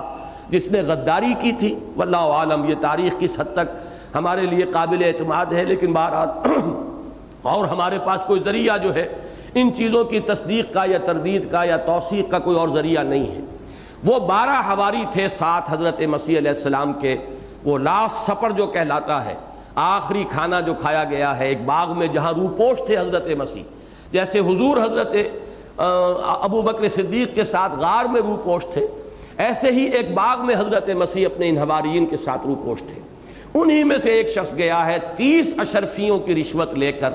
اس نے یہودیوں کے جو تھے وہ ذمہ دار لوگ جو عدالت کے کارندے تھے انہیں بتایا کہ اس وقت مسیح وہاں چھپے ہوئے ہیں، اور وہ رات کے وقت لالٹینیں لے کر اور ان کی پولیس کی ایک بڑی نفری کو لے کر آ کر وہاں چھاپا مارا ہے، اور ان کی تاریخ تو یہ کہتی ہے کہ پھر حضرت مسیح گرفتار ہو گئے اور وہی حضرت مسیح ہے کہ جو سولی پر چڑھائے گئے۔ لیکن انجیل برنباس نے وضاحت کر دی ہے، اور وہی میرے نزدیک قرآن مجید میں اگرچہ اس صراحت کے ساتھ مذکور نہیں ہے، لیکن قرآن مجید میں سورہ آل عمران اور سورہ نساء اور سورہ مائدہ میں جو بھی اشارات آئے ہیں ان کے اعتبار سے بات صحیح بالکل فٹ بیٹھتا ہے بیان برنباس کا، کہ ہوا یہ کہ جب وہ شخص آیا ہے باغ کے باہر، اس نے ان سپاہیوں سے یہ کہا کہ تم ابھی ذرا ٹھہرو، تھوڑی دیر کے بعد داخل ہونا، تو میں تمہارے سامنے جس سے مخاطب ہوں کہ استاذ، جب استاذ کہہ کر جس سے مخاطب ہوں بس اس کو پکڑ لینا، وہ مسیح ہوگا، وہی مسیح ہے علیہ الصلوۃ والسلام۔ اب یہ داخل ہوا، حضرت مسیح علیہ السلام اپنے ان 12 حواریین سے آخری الوداع کر کے، اور ایک کمرہ تھا چھوٹا سا، کوئی کوٹھڑی ہوگی باغ میں جیسی ہوتی ہے، اس میں وہ داخل ہو گئے تھے، مراقبے میں اور عبادت میں مصروف تھے، اور کہیے گئے تھے حواریین سے کہ تم لوگ بھی یاد کرو، اللہ کو ذکر کرو۔ لیکن ہوا یہ کہ وہ حواریین سو گئے، جب وہ سو گئے تو یہ ایک نکل کر گیا اور جا کر مخبری کرنے کے لیے آیا، باقی 11 سو رہے تھے۔ اب جب یہ آیا ہے اور یہ داخل ہوا حضرت مسیح کے اس کمرے میں، عین اسی وقت اللہ تعالیٰ نے اس کا چہرہ حضرت مسیح والا بنا دیا، اور حضرت مسیح علیہ السلام کو وہ چھت کو پھاڑ کر 4 فرشتے نازل ہوئے۔ یہ برنباس کا بیان ہے، انجیل برنباس، ایونجیلیم برنابے، اور وہ حضرت مسیح علیہ السلام کو تو وہ لے کر 4 فرشتے آسمان کی طرف روانہ ہو گئے۔ اس شخص کی شکل جو ہے وہ بدل گئی، اسے معلوم نہیں کہ میری شکل بدل گئی ہے۔ یہ حیران ہو کر ہکا بکا کہ یہ کیا ہوا ہے، مسیح کہاں گئے، اٹھا لیے گئے۔ یہ باہر نکلا ہے تو اس وقت وہ 11 جو ہیں حواری بھی جاگ گئے، ادھر سے وہ سپاہی داخل ہو گئے۔ اب انہوں نے یہ کہا استاذ، کیونکہ حضرت مسیح کی شکل اس کی بدل چکی تھی، لہذا اسے استاذ کا اسی کو پکڑ لیا گیا۔ تو انجیل برنباس کا کہنا یہ کہ یہ شخص غدار جو تھا یہ سولی پر چڑھا ہے، حضرت مسیح کو تو اللہ نے اٹھا لیا، بل رفعہ اللہ الیہ ولکن شبہ لہم وما صلبوہ وما قتلوہ۔ اب یہ تمام الفاظ جو قرآن مجید کے ہیں، معلوم یہ ہوتا ہے کہ اس کی شرح بالکل صحیح یہی بنتی ہے، واللہ عالم۔ لیکن اس کے بعد کیا ہوا ہے، یہاں قرآن مجید ان کا ذکر کر رہا ہے مقام مدح میں، مذمت کا کوئی پہلو یہاں نہیں، وہ تاریخ کی بات جو ہے وہ علیحدہ ہے۔ اور اگر ان میں سے ایک یہ بھی میں آپ سے عرض کر دوں، بعض حضرات کے نزدیک 72 تعداد ہے حواریین کی، یہ 12 تو ان میں سے وہ تھے جو مستقل ساتھ رہتے تھے حضرت مسیح کے، باقی یہ کہ اصل میں تو حواریین مسیح کی تعداد 72 ہے۔ اور یہ بھی آپ حضرات نوٹ کر لیجئے کہ 72 ہی کی تعداد تھی ان صحابہ کرام کی جنہوں نے بیعت عقبہ ثانیہ میں بیعت سمع و طاعت کی ہے محمد الرسول اللہ صلی اللہ علیہ وسلم کے دست مبارک پر۔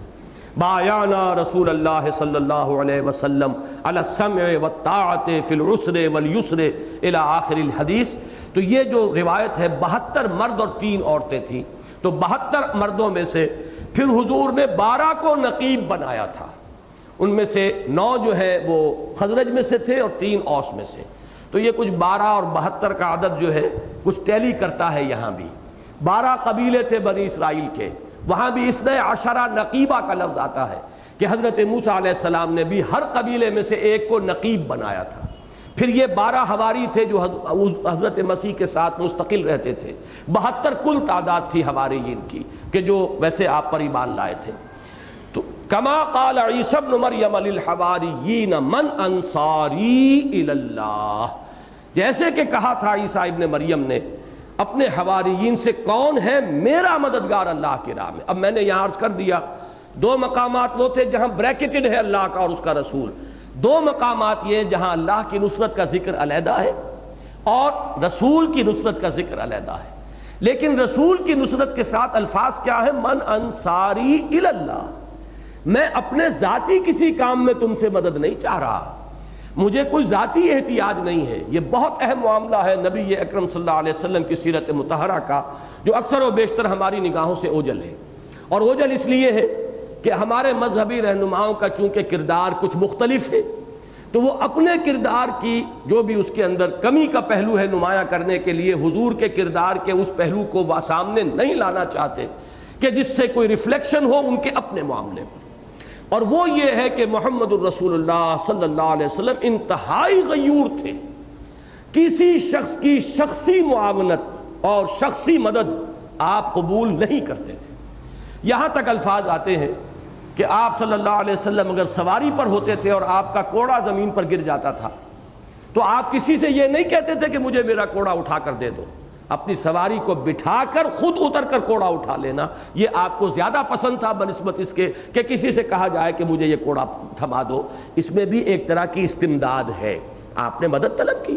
آپ نے اس کی اعانت چاہی، اس کی کوئی نہ کوئی قوت جو ہے وہ آپ کے ذاتی کام میں صرف ہوئی. اس درجے غیور. اور اس میں ایک واقعہ اگر نہ سناؤں تو واقعہ یہ ہے کہ وہ بات اس درجے میں واضح نہیں ہو سکے گی. ہجرت کے لیے آپ کو یاد ہوگا یہ واقعات جو ہیں کافی لوگوں کے علم میں ہے کہ حضور نے تمام صحابہ کو اجازت دے دی تھی، خود منتظر تھے ہجرت مدینہ کے ضمن میں کہ ایکسپریس پرمیشن جو ہے واضح اجازت اللہ کی طرف سے آئے تب آپ روانہ ہو. حضرت ابو بکر بھی ہیں، آپ کے یار غار ہیں، ساتھی ہیں، رفیق ہیں، وہ بھی منتظر ہیں.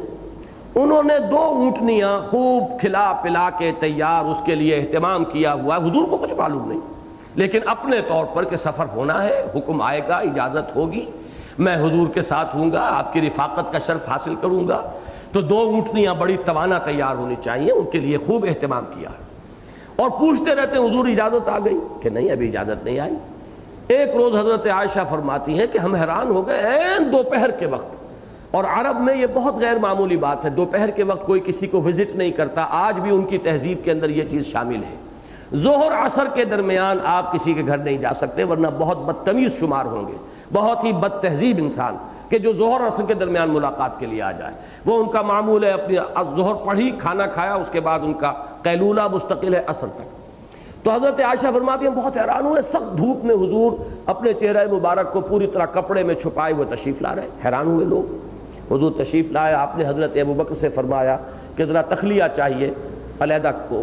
بات کہنا چاہتا ہوں. انہوں نے فرمایا کہ یہاں حضور غیر کون ہے؟ آپ ہی کے اہل، چونکہ حضرت عائشہ سے نکاح ہو چکا تھا، رخصتی نہیں ہوئی تھی، آپ کے اہل ہے یہاں پر اور میں ہوں یہاں پہ، کوئی غیر تو ہے نہیں. تب حضور نے فرمایا کہ ہجرت کی اجازت آ گئی ہے. اس پر اب حضرت ابو بکر نے، ذرا تصور کیجئے کہ کس قدر خوشی ہوئی ہوگی کہ میں ایک بات کہوں گا تو حضور مجھے شاباش دیں گے، میری تحسین کریں گے، مجھے اس کا جو ہے اللہ اور اس کے رسول کی طرف سے ایک حوصلہ افزائی مجھے ملے گی. تو فوراً عرض کرتے ہیں حضور میں نے 2 اونٹنیاں بڑی تیار کی ہوئی ہیں، خوب فربا کیا ہوا ہے، توانا ہے، صحت مند ہے، میں نے تیاری کی ہوئی ہے. اب ذرا دیکھیے کیا حال ہوا ہوگا حضرت ابو بکر کا جب حضور کا جواب یہ تھا کہ اچھا ٹھیک ہے 1 اونٹنی میں استعمال کروں گا لیکن میں اس کی قیمت ادا کروں گا. حضرت ابو بکر رونے لگے اور ان کے الفاظ یہ تھے کہ یا رسول اللہ یہ جان اور مال کیا آپ کے سوا کسی اور کے لیے؟ یعنی کیا مجھ سے بھی آپ یہ مغایرت برت رہے ہیں،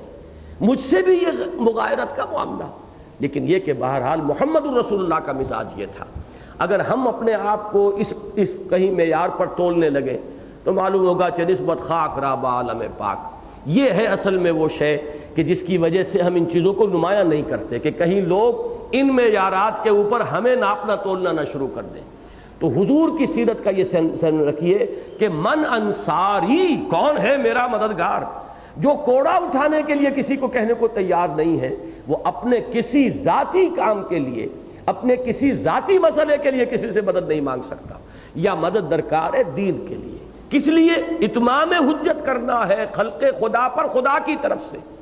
اور یہ اتمام حجت کرنا میرا فرض ہے، میری ذمہ داری ہے، مامور من اللہ میں ہوں، لہذا جو کوئی میری مدد کرتا ہے وہ میرا مددگار ہے اللہ کی راہ میں۔ تو ایک ایک لفظ کی اصل حقیقت کو سمجھ لیجئے، میرا مددگار کیوں ہے؟ اس لیے کہ ذمہ داری اصلاً میری ہے، جیسا کہ میں وضاحت کر چکا ہوں کہ حجت قائم کرنا اللہ کی ذمہ داری ہے، اللہ نے وہ ذمہ داری ڈالی اپنے رسول پر، تو اصلاً یہ ذمہ داری ہے رسول کی۔ اب جو کوئی بھی دست و بازو بنے گا وہ گویا کہ اللہ کا مددگار بھی ہو گیا، لیکن یہ کہ عالم واقعہ میں وہ مددگار رسول کا ہے صلی اللہ علیہ وسلم۔ تو یہی پکار ہے من انصاری الی اللہ، کون ہے میرا مددگار اللہ کی طرف، اللہ کی راہ میں۔ اسی کو اصل میں نبی اکرم صلی اللہ علیہ وسلم کی سیرت مطہرہ کے حوالے سے ہمیں سمجھ لینا چاہیے کہ یہیں سے اس جماعت کی بنیاد بنتی ہے۔ کون ہے میرا مددگار؟ آپ کے علم میں ہوگا کہ حضور کی وہ حدیث بارہا میں نے پڑھی ہے کہ بلغوا عنی ولو آیۃ، پہنچاؤ میری جانب سے چاہے ایک ہی آیت ہو۔ عنی میں ترجمہ جو ہے میری جانب سے، مجھ سے، اس کا مفہوم پورے طور سے واضح نہیں ہوتا اردو ترجمے میں، لیکن انگریزی میں جو میں الفاظ استعمال کرتا ہوں آن مائی بہاف، جو تبلیغ بھی ہو رہی ہے آن بہاف آف محمد ہے صلی اللہ۔ حضور صلی اللہ علیہ وسلم کی حیات طیبہ میں صحابہ کرام آپ کے مددگار بنے، ان میں سے ایک گروہ کا تو نام ہی پڑ گیا انصار۔ حقیقت میں تو مہاجرین سب سے بڑے مددگار تھے حضور کے، لیکن یہ کہ جب صحابہ میں ہم دو جماعتوں کی حیثیت سے علیحدہ علیحدہ نام لیتے تو مہاجرین و انصار، لیکن حقیقت میں ابو بکر سے بڑھ کر مددگار اور کون، اور حضرت عمر اور حضرت حمزہ سے بڑھ کر مددگار اور کون ہوگا؟ انصار کا درجہ تو بہرحال ان کے بعد آتا ہے۔ یہ سب اعوان و انصار ہیں محمد الرسول اللہ صلی اللہ علیہ وسلم کے، کہ جو خلق خدا پر اتمام حجت کے لیے دست و بازو بن گئے حضور کے، خود آپ کی حیات طیبہ کے دوران، اور دین کی اقامت اور جد و جہد میں آپ کے ساتھ جڑ گئے۔ جہاں آپ کا پسینہ گرا وہاں اپنے خون کی ندیاں بہا دیں، یہاں تک کہ وہ وقت آ گیا جاء الحق وزہق الباطل ان الباطل کان زہوقا۔ لیکن جب یہ بات سامنے رہے گی کہ یہ تو ہونا ہے گلوبل لیول پر، یہ ہونا ہے عالمی سطح پر، پورے عالم انسانی کی طرف بعثت ہے محمد الرسول اللہ صلی اللہ علیہ وسلم کی، اب ظاہر بات ہے کہ اس کے لیے اجتماعیت درکار ہوگی۔ وہ اجتماعیت اسی نہج کی، اسی کی ریفلیکشن اس میں ہو، اسی کا عکس موجود ہو تو یہ کام ہوگا۔ لہٰذا یہیں سے آپ کو اجتماعیت کی بنیاد ملتی ہے۔ ہمیشہ اس نوع کی اجتماعیت جو بھی قائم ہوگی اس کی بنیاد یہ ہوگی کہ اللہ کسی ایک شخص کو پہلے ہمت دیتا ہے، کسی میں ایک داعیہ پیدا ہوتا ہے، داعیہ کے لفظ کو نوٹ کیجئے، داعیہ اندر کی ارج کو کہتے ہیں، کسی میں اللہ تعالیٰ کے فضل و کرم سے وہ داعیہ پیدا ہوا، اس داعیہ باطنی کی بنیاد پر کوئی شخص داعی بن کر سامنے آئے گا، اور پھر وہ یہی الفاظ جو ہے کہے گا من انصاری الی اللہ، جنہیں اس پر اعتماد ہو۔ فرق کیا رہے گا؟ حضور صرف داعی نہیں تھے، رسول تھے۔ حضور صرف سپہ سالار نہیں تھے، رسول بھی تھے۔ حضور صرف مربی نہیں تھے، رسول بھی تھے۔ حضور صرف حاکم نہیں تھے، رسول بھی تھے۔ حکمران تھے، آپ سربراہ مملکت تھے، لیکن رسول بھی تھے۔ حضور کی تمام حیثیتوں پر آپ کی حیثیت نبوت اور رسالت چھائی ہوئی ہے، اور بدقسمتی سے یہی وجہ ہو گئی ہے کہ ہم لوگوں نے دوسری حیثیتوں کو نظر انداز کر دیا ہے۔ آپ یقیناً رسول بھی ہیں لیکن داعی بھی ہیں، آپ رسول بھی ہیں معلم بھی ہیں، آپ رسول بھی ہیں قاضی القضات بھی ہیں۔ مدینے میں کون مقدمات طے کر رہا تھا؟ آپ رسول بھی ہیں، بدر اور احد کے سپہ سالار بھی ہیں، آپ رسول بھی ہیں اور مربی بھی ہیں۔ اب بعد میں امت میں آ کر یہ سارے منصب جو ہے تقسیم ہوتے چلے گئے، کوئی مربی ہیں تزکیہ کر رہے ہیں، ایک خانقاہی نظام بن گیا ہے، کوئی معلم ہے اب وہ مدرسے کھول کر دارالعلوم چلا رہے ہیں، پڑھا رہے ہیں، کوئی اب حکومت جو ہے کسی کے ہاتھ میں ہے، کوئی قاضی القضات ہے۔ یہ ساری انسٹیٹیوشنز جو ہیں حضور صلی اللہ علیہ وسلم کی سیرت مطہرہ میں جمع تھی، اور ان سب کے اوپر آپ کی حیثیت نبوت و رسالت۔ آئندہ اب کیا ہوگا کہ حضور صلی اللہ علیہ وسلم کی یہی حیثیتیں ان انسانوں میں ہوں گی جو نبی نہیں ہوں گے، رسول نہیں ہوں گے. جیسے کہ حضور نے حضرت علی سے خطاب کر کے فرمایا تھا، جب غزوہ تبوک میں حضرت علی کو ساتھ نہیں لے کر جا رہے تھے تو کچھ احتجاجاً کچھ شکوہ کیا کہ آپ مجھے عورتوں کے ساتھ بھیج رہے ہیں، بٹھا رہے ہیں مدینے کے اندر. حضرت علی نے جب یہ شکایت کیا شکوے کے انداز میں کہا تو حضور نے دل جوئی کے لیے فرمایا کہ علی کیا تمہیں یہ پسند نہیں ہے کہ تمہارا معاملہ میرے ساتھ بالکل وہی ہو جو ہارون کا تھا حضرت موسیٰ کے ساتھ. جیسے حضرت موسیٰ جب گئے تھے کوہ طور پر تو حضرت ہارون کو اپنا خلیفہ بنا کر گئے تھے، اسی طریقے سے میں تمہیں یہاں اپنی گویا کے نیابت کے لیے چھوڑ رہا ہوں. غیر ساتھ ہی آپ نے وضاحت فرما دی غیر انہ لا نبی بعدی، لے سوائے اس کے اس تشبیہ کو کامل نہ کر لینا کہیں. اگر کامل کر لو گے کہ جیسے حضرت ہارون تھے حضرت موسیٰ کے ساتھ تو حضرت ہارون تو رسول بھی تھے، تو جو ذرا سا اشتباہ پیدا ہو سکتا تھا آپ نے فوراً اس کا سد بات کر دیا، سوائے اس کے کہ میرے بعد نبی کوئی نہیں، نبوت کے سوا وہ حیثیت برقرار رہے گی. لہذا سابقہ رسولوں کے جو خلیفہ ہوتے تھے وہ آپ کو معلوم ہے نبی ہوتے تھے، لیکن محمد الرسول اللہ کے خلفاء تو ہوئے لیکن وہ نبی نہیں ہے، رسول نہیں ہے. اسی طرح اب جب یہ کام ہوگا جب بھی ہوگا، اور اللہ کا فضل ہے اس وقت پوری دنیا میں کام ہو رہا ہے، تدریجاً ارتقائی مراحل طے کر رہا ہے. کچھ ٹھوکریں کھاتے ہوئے، جیسے کوئی بچہ جو ہے پہلے وہ گھٹنوں کے بل چلنا شروع کرتا ہے، گرتا بھی ہے، پھر چلنا کھڑا ہو کر چلنا شروع کرتا ہے، گرتا ہے، اس کو چوٹیں آتی ہیں، پھر چلتا ہے. ظاہر بات ہے کہ نبی کا معاملہ تو اول دن سے ہوتا ہے کامل معصوم، اللہ کی طرف سے ہر آن ہدایت آ رہی ہے. لیکن جو بھی غیر نبی اس میدان میں آئیں گے ان سے خطائیں ہوں گی، غلطیاں ہوں گی، لغزشیں ہوں گی. ایک دعوت کے بعد دوسری دعوت، ایک تحریک کے بعد دوسری تحریک، اپنے سابقہ تحریک سے سبق حاصل کرتے ہوئے، رہنمائی لیتے ہوئے، یہ نہیں کہ ان کی توہین پر کمر کس لی جائے، لیکن یہ کہ ان کی غلطیوں کی نشاندہی نہیں ہوگی تو آگے کے لیے آپ سبق حاصل نہیں کر سکیں گے. کوئی خاص عصبیت اور عقیدت، اندھی عقیدت کا تانا بانا اگر آپ نے اپنے آنکھوں پر اور کانوں کے اوپر بن لیا تو پھر یہ کہ آگے ترقی نہیں ہو سکے گی. لیکن جیسا کہ میں نے عرض کیا یہ بھی وہی ہے پل صراط والا معاملہ کہ بال سے زیادہ باریک اور تلوار سے زیادہ کی دھار سے زیادہ تیز. ذرا ادھر ہو جائے تو توہین ہو جاتی ہے اسلاف کی، ذرا ادھر ہو جائے تو عقیدت کی پٹی آنکھوں پر بن جاتی ہے. وہ درمیانی راہ بہت مشکل ہے. اب حضرت سید احمد شہید رحمہ اللہ، اب ان پر اگر کوئی شخص جو ہے طعن اور طنز اور تنقید، کیا کیا جی انہوں نے جاتے ہی وہاں پہ حکومت قائم کر دی، ابھی تربیت نہیں کی تھی وہاں پر، انہوں نے یہ کام کر دیا. ایک انداز یہ ہے کہ آپ ان کے ادب نہ کریں، توہین کریں، ان پر تنقید اس انداز میں کریں. ایک یہ ہے کہ ان کا مقام، ان کا مرتبہ، ان کا ایثار، ان کی قربانیاں، بنا کردند خوش رسم بقا کو خون غلطی دند، خدا رحمت کو نہ دی عاشقان پاک کی نترا. انہوں نے اپنی صداقت کا اور خلوص و اخلاص کا آخری ثبوت فراہم کر دیا، جامع شہادت نوش کر لیا. لہذا توہین سے بچتے ہوئے البتہ اگر کوئی شخص علمی انداز میں یہ کہے کہ یہ خطا ہو گئی، خطا اجتہادی ہے، اجتہادی خطا ہر شخص سے ہو سکتی ہے، صحابی سے ہو سکتی ہے، اجتہادی خطا خلیفہ راشد سے ہو سکتی ہے، لیکن بدنیتی نہیں ہوگی. اگر بدنیتی کسی صحابی یا کسی خلیفہ راشد کی طرح منسوب کی گئی تو ایمان کے لالے پڑ جائیں گے. لیکن یہ کہ ویسے آپ اختلاف کر سکتے ہیں کہ یہ کام اس وقت نہیں کرنا چاہیے تھا. حضرت عمر رضی اللہ تعالیٰ خود پچھتائے ہیں اپنے ایک معاملے پر. حضرت ابو بکر کی رائے یہ تھی کہ جو اموال غنیمت آتے تھے ان میں اور پھر جو وظائف مقرر کیے گئے تھے مسلمانوں کے، حضرت ابو بکر کی رائے یہ تھی کہ تمام مسلمانوں کو برابر رکھا جائے ان وظائف میں. حضرت عمر نے اصرار کر کے اور زور دے کر بہت ہی تاکید کے ساتھ یہ فیصلہ کروایا کہ نہیں، درجہ بندی ہونی چاہیے.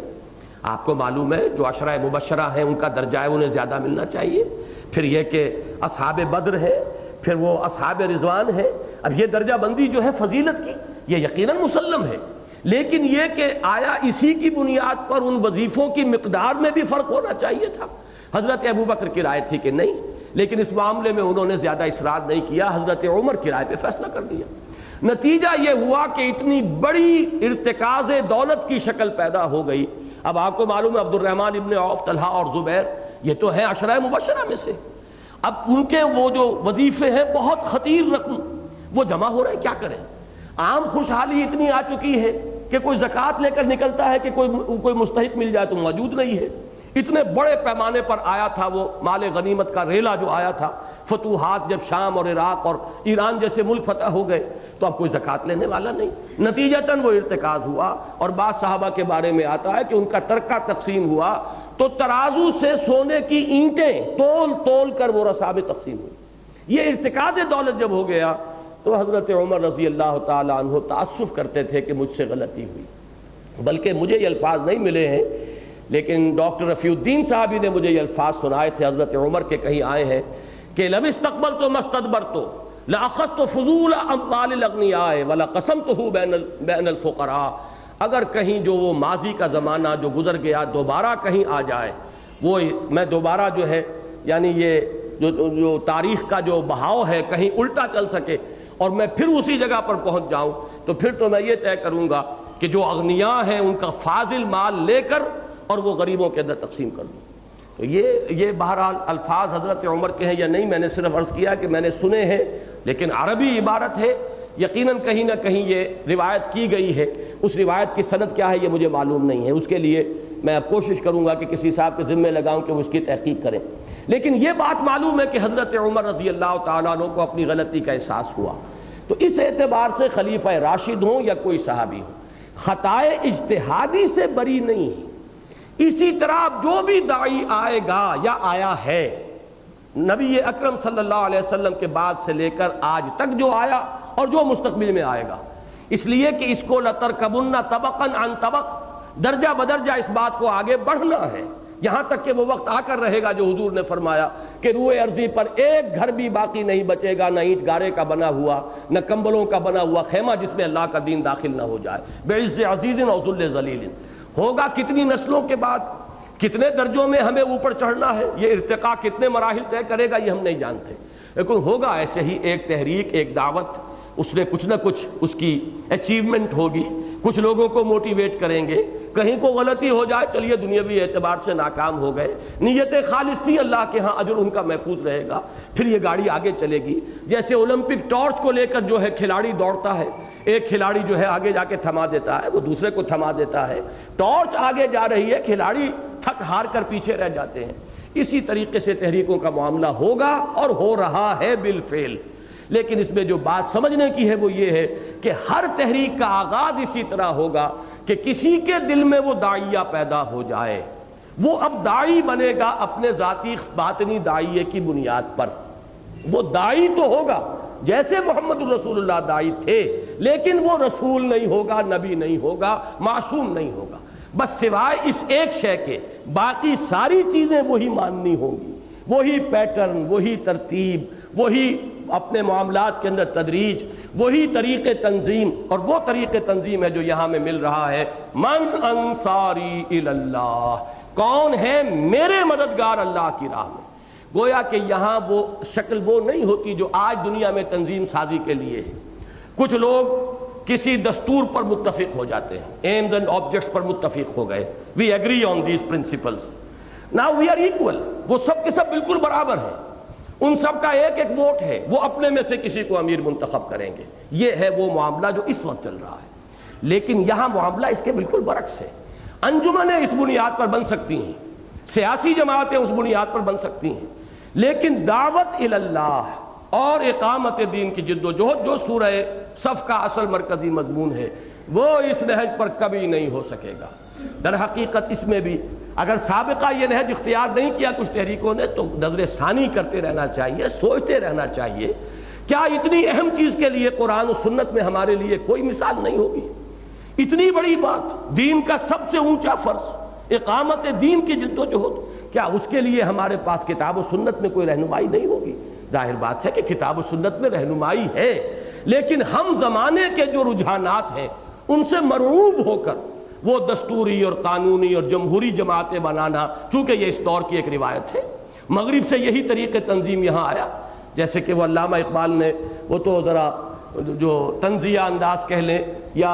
ظرافت والا انداز ہے کہ اٹھا کر پھینک دو باہر گلی میں، نئی تہذیب کے انڈے ہیں گندے، الیکشن ممبری کرسی صدارت بنائے خوب آزادی نے پھندے۔ اب یہ معاملہ جو ہے یہ حکومتوں کی سطح پر بھی ہے، یہ سارا کھیل جو ہے، لیکن یہ کہ یہی نہج وہاں پارٹی بنانے کا ہے، کسی شخص سے ساتھ لوگ جمع نہیں ہوتے بلکہ کسی دستور پر متفق ہوتے ہیں، اور دستور پر متفق ہو کر سب کے سب برابر ہیں، اپنے میں سے کسی کو منتخب کرتے ہیں، ایک وقت معین کے لیے منتخب کرتے ہیں۔ میں اس کو جیسا کہ میں نے بارہا کہا، میں اسے حرام نہیں کہتا، یہ بھی مباحات کے دائرے میں ہے، لیکن وہ کام کہ جس کی اس وقت ہم گفتگو کر رہے ہیں لِيُظْهِرَهُ عَلَى الدِّينِ كُلِّهِ، اس کام کے لیے وہی پیٹرن اختیار کرنا پڑے گا جو اس آخری آیت میں آ رہا ہے، من انصاری الی اللہ، کوئی داعی وہ اپنی ذاتی عرض کی بنیاد پر کام شروع کر دے، ایسا انداز ہے اس کا، بھائی میں تو اب چل رہا ہوں، میں تو سفر شروع کر رہا ہوں، کون ہے جو میرے ساتھ آتا ہے؟ میں نے تو فیصلہ کر لیا ہے، ان صلاتی و نسکی و محیایا و مماتی للہ رب العالمین، کون ہے جو میرا دست و بازو بنتا ہے، کون ہے جو میرا ساتھ دیتا ہے؟ اب یہ شخص ان کا از خود امیر ہے، وہ ان کے ووٹوں سے منتخب نہیں ہوگا، وہ خود بخود امیر ہے۔ محمد الرسول اللہ صلی اللہ علیہ وسلم کبھی کسی کے ووٹوں سے منتخب نہیں ہوئے، لیکن یہ چیز ہمارے نگاہوں پر چونکہ وہ رسالت والی حیثیت چھائی ہوئی ہے، ہم یہ سمجھتے ہیں یہ صرف بربنائے رسالت ہے۔ یہ صرف بربنائے رسالت نہیں ہے، بلکہ در حقیقت جس کام کے لیے وہ تنظیم بنانی ہے اس کے مزاج کا تقاضا یہی ہے۔ اس لیے کہ سید احمد بریلوی تو رسول نہیں تھے، نہ نبی تھے، نہ رسول تھے۔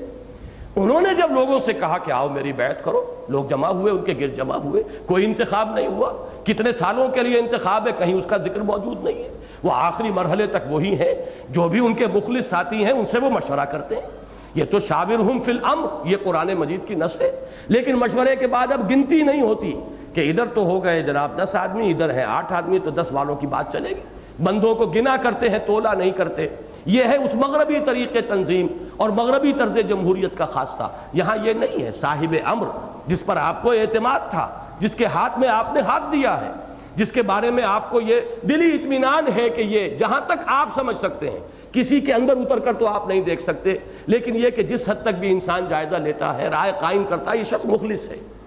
اور نمبر 2، یہ شخص جانتا ہے اس راستے کے جو تقاضے ہیں، ان کا فہم اسے حاصل ہے۔ 2 چیزوں پر اعتماد ہو تو اس کے ہاتھ میں ہاتھ دیجئے۔ اب یہ ہے کہ مشورہ ضرور دیجئے، لیکن یہ کہ مشورے کے بعد فیصلے کا اختیار اس امیر کے ہاتھ میں ہوگا، اور جب تک وہ شریعت کے کسی بنیادی بات سے، جس کے لیے الفاظ حدیث میں آئے ہیں کہ جس کے لیے عندکم فیہ من اللہ برہان، کہ کوئی واضح نص موجود ہو کتاب و سنت کی کہ یہ خلاف شریعت ہے، جب تک وہ ایسی کسی بات کا حکم نہیں دیتا آپ کو حکم ماننا ہوگا۔ اس کا نام ہے سمع و طاعت۔ چنانچہ یہ جو سلسلہ سور ہے، سورہ حدید سے شروع ہوئی، پھر مجادلہ، حشر، ممتحنہ سے ہوتے ہوئے اب ہم سورہ صف پر ہیں، پھر سورہ جمعہ آئے گی، سورہ منافقون، پھر سورہ تغابن، اور مسبحات میں سے آخری صورت وہی ہے۔ اس کے آخری حصے میں آیا ہے فَاسْمَعُوا وَأَطِيعُوا، سنو اور اطاعت کرو۔ یہ سنو اور اطاعت کرو جو الفاظ ہیں، یہ در حقیقت اس ڈسپلن کی نوعیت کو واضح کر رہے ہیں، جو حکم ملے ماننا پڑے گا۔ اور یہی وجہ ہے کہ حضور نے جب بیعت لی تھی، آج میں نے ذکر کیا بیعت عقبہ ثانیہ کا، 72 مرد، وہی تعداد جو حواریین مسیح کی آتی ہے، ان 72 مردوں نے جو بیعت کی تھی اس کے الفاظ یہی ہیں۔ حالانکہ حضور کو رسول وہ مان چکے، ایمان لا چکے، رسول تو مان لیا، پھر یہ بیعت کی ضرورت کیا ہے؟ یہ در حقیقت گویا کہ رہنمائی ہے کہ اب جو نظم بنے گا یہاں، اس نظم کی بنیاد یہ بیعت ہے۔ اس میں کیا کیا کمٹمنٹ سے جو کرائی گئیں، بایعنا، حضرت عبادہ ابن صامت کی یہ روایت ہے، متفق علیہ، بخاری اور مسلم دونوں میں، بایعنا رسول اللہ صلی اللہ علیہ وسلم، ہم نے بیعت کی اللہ کے رسول صلی اللہ علیہ وسلم سے، علی السمع والطاعت، سنیں گے اور مانیں گے، فی العسر والیسر، چاہے مشکل اور تنگی ہو چاہے آسانی ہو، والمنشط والمکرہ، چاہے ہماری طبیعتیں آمادہ ہوں، انشراح ہو، اور چاہے ہمیں اپنی طبیعتوں پر جبر کرنا پڑے۔ یعنی ایک فیصلہ ہو گیا اجتماعی، آپ کی رائے اس کے مطابق نہیں ہے، اگر تو آپ کی رائے بھی وہی تھی تو آپ کو انشراح ہو جائے گا، خوب آپ بھاگیں گے، دوڑیں گے، محنت کریں گے کہ میری جو رائے تھی اسی کے مطابق فیصلہ ہو گیا۔ یہ انسان کی طبعی کمزوری ہے۔ لیکن اگر رائے آپ کی کچھ اور تھی، فیصلہ کچھ اور ہو گیا، تو فطری طور پر اب آپ کے لیے طبیعت میں اتنی جولانی نہیں ہوگی، اتنی امنگ کہ آپ اس کے لیے دوڑیں۔ لیکن یہاں پر جو بیعت کی ہے وہ یہ ہے، چاہے ہمیں اپنی طبیعتوں پر جبر کرنا پڑے، اس لیے کہ اگر اس حالت میں آپ جو ہے معطل ہو کر رہ جائیں، کام نہ کریں، تو نظم تو پھر ختم ہوا، پھر یہ نظم نہیں ہے، جماعت نہیں ہے، پھر تو یہ کہ ہر شخص کی انڈیویجویلٹی برقرار ہے کہ مجھے پسند ہوگا تو کام کروں گا، پسند نہیں ہوگا تو نہیں کروں گا۔ تو یہ جماعت کی تو نفی ہو گئی۔ جماعت کا مطلب تو یہ کہ جو نظم قائم ہوا ہے، جو فیصلہ ہوا ہے، اس فیصلے کے اوپر اب عمل درآمد کرنا ہے۔ تو چنانچہ فرمایا فی العسر والیسر والمنشط والمکرہ وعلی اثرۃ علینا۔ ذرا غور کیجئے، میں عرض کیا کرتا ہوں کہ اس ایک حدیث میں پورا دستور موجود ہے اسلامی انقلابی جماعت یا اقامت دین یا اظہار دین الحق علی الدین کلہ کے مقصد کے لیے قائم ہونے والی جماعت کا۔ وعلی اثرۃ علینا، یہ بھی بیعت کی تھی کہ ہم آپ کا حکم مانیں گے، اطاعت کریں گے، چاہے ہم پر دوسروں کو ترجیح دی جائے۔ جماعتی زندگی میں یہی ہوتا، آخر شیطان ساتھ ہے، لگا ہوا ہے، وسوسہ اندازی ہوتی ہے۔ اجی ہمیں اتنے سال ہو گئے ساتھ دیتے ہوئے، یہ کل آیا ہے چھوکرا اور اسے ہم پر امیر بنا دیا۔ ابھی اس کی کوئی سٹینڈنگ نہیں، کوئی حیثیت نہیں، نوجوان ہے، لیکن اسے امیر بنا دیا۔ آتا ہے دل میں خیال، میری اتنے عرصے کی سٹینڈنگ ہے، اتنی میں نے قربانیاں دی ہیں، میں نے یہ ایسے ایسے مراحل میں ساتھ دیا ہے، اور اب عمارت ان کے حوالے کر دی گئی۔ لیکن محمد الرسول اللہ نے اسی لیے تربیت جو دی تھے صحابہ کو، وہ ایسی کہ غزوہ موطا میں کسے بنایا سپہ سالار؟ حضرت زید ابن حارثہ رضی اللہ تعالیٰ عنہ، جو غلام تھے اور آزاد شدہ تھے، اور وہ کبھی بھی عرب کے اندر برابر نہیں سمجھے جاتے تھے، آزاد ہونے کے بعد بھی وہ موالی سمجھے جاتے تھے۔ اور پھر جو آخری جیش تیار کیا ہے اپنے مرض وفات میں، اس کی عمارت کس کو دے دی؟ حضرت اسامہ ابن زید کو رضی اللہ تعالیٰ عنہ، نوجوان، اور ان میں اکابر صحابہ، کبار صحابہ اس کے اندر موجود تھے۔ یہ تربیت تھی۔ اسی لیے فرمایا چاہے تم پر کوئی کن کٹا حبشی جو ہے، جس کے بال بھی کشمش کی طرح کا سر ہو، وہ امیر بنا دیا جائے تو اس کی بھی اطاعت کرو، سمو اطاعت۔ اس میں یہ نہ ہو کہ ہم تو قرشی ہیں، فلاں ہیں، اور یہ تو ہے یہ حبشی ہے، نہیں، کوئی شے راستے میں نہ آئے۔ یہی تھی تربیت محمد الرسول اللہ صلی اللہ علیہ وسلم کی۔ وَعَلَىٰ أَثَرَةٍ عَلَيْنَا، گویا کہ پہلے سے، جس کو انگریزی میں کہتے ہیں وی واش آور ہینڈز آف، ہم نے تو ہاتھ دھو دیے، آپ کے ہاتھ میں اختیار ہے، جسے چاہیں امیر بنائیں۔ اور اسی میں ذرا نوٹ کیجئے، میں اس کا شاہکار کلائمیکس قرار دیتا ہوں کہ کس قدر سینسٹیو ایشو تھا خلافت کے مسئلے کا، لیکن ایک حدیث حضور کی آئی ہے، اور وہ ایک ہی راوی نے بیان کی ہے، کسی نے کوشچن نہیں کیا حضرت ابوبکر کو۔ الائمۃ من قریش، انصار نے اپنا دعویٰ واپس لے لیا، حالانکہ کس قدر یہ آپ سمجھیے ایکسپلوسیو سچویشن تھی کہ انصار مدعی بن کر آ گئے تھے کہ خلافت ہمارا حق ہے، کہ اس لیے کہ مہاجرین جو ہے وہ تو اپنے مکہ مکرمہ کے اندر ان کو تو جان بچانی مشکل ہو گئی تھی، وہ وہاں تو دین کو غالب نہیں کر سکے تھے، ہم نے پناہ دی، ہم نے انہیں جگہ دی، یہاں آباد بھی کیا، ہم نے نصرت کی ہے، تب دین کو غلبہ حاصل ہوا، لہذا خلافت ہمارا حق ہے۔ حضرت ابوبکر جا کر صرف ایک بات کہتے ہیں، اور اتنے سینسٹیو اور ایکسپلوسیو ایشو پر اب کوئی آواز تاریخ میں ثابت نہیں ہے کہ کسی ایک شخص نے بھی آواز بلند کی۔ اور حضرت ابوبکر کی صداقت کا اور ان کے مقام کا اور ان کی جو حیثیت تھی، ایسا نقشہ سامنے آتا ہے، کسی نے یہ بھی کوشچن نہیں کیا کہ ابوبکر یہ اکیلے تم کہہ رہے ہو، کسی اور نے بھی یہ حدیث سنی ہے محمد سے صلی اللہ علیہ وسلم؟ نہیں۔ تو اس بات کو نوٹ کیجئے، وَعَلَىٰ أَثَرَةٍ عَلَيْنَا، جو ہم پر کسی کو بھی ترجیح دی جائے ہمیں کوئی اعتراض نہیں ہوگا۔ اس کے بعد وَعَلَىٰ أَن لَا نُنَازِعَ الْأَمْرَ أَهْلَهُ، جنہیں آپ امیر بنائیں گے ان سے ہم جھگڑیں گے نہیں۔ حضور کے زمانے میں بھی تو امراء تھے نا، کوئی خاص آپ نے کسی مشن کے اوپر ایک دستہ بھیجا ہے، اس کا امیر بنا دیا۔ اب حضور تو مدینے میں ہے، اس پوری مہم کے دوران تو وہ شخص امیر ہے۔ حضرت ابوبکر کو امیر بنا کر بھیجا، امیر الحج، یہ جو سن 9 کا حج تھا، سن 10 کا تو حجۃ الوداع ہے جس میں حضور خود تشریف لے گئے، لیکن سن 9 میں آپ نے امیر الحج بنا کر بھیجا حضرت ابوبکر کو۔ اور پھر یہ کہ جہاں لشکر ہے، اب غزوہ احد ہے یا غزوہ بدر ہے، کوئی میمنہ پر امیر ہے، کوئی میسرہ پر امیر ہے، کوئی قلب میں امیر ہے، کوئی ہراول کا امیر ہے، تو امراء ہوتے ہیں ہر وقت، کوئی ایک امیر تو نہیں ہوتا۔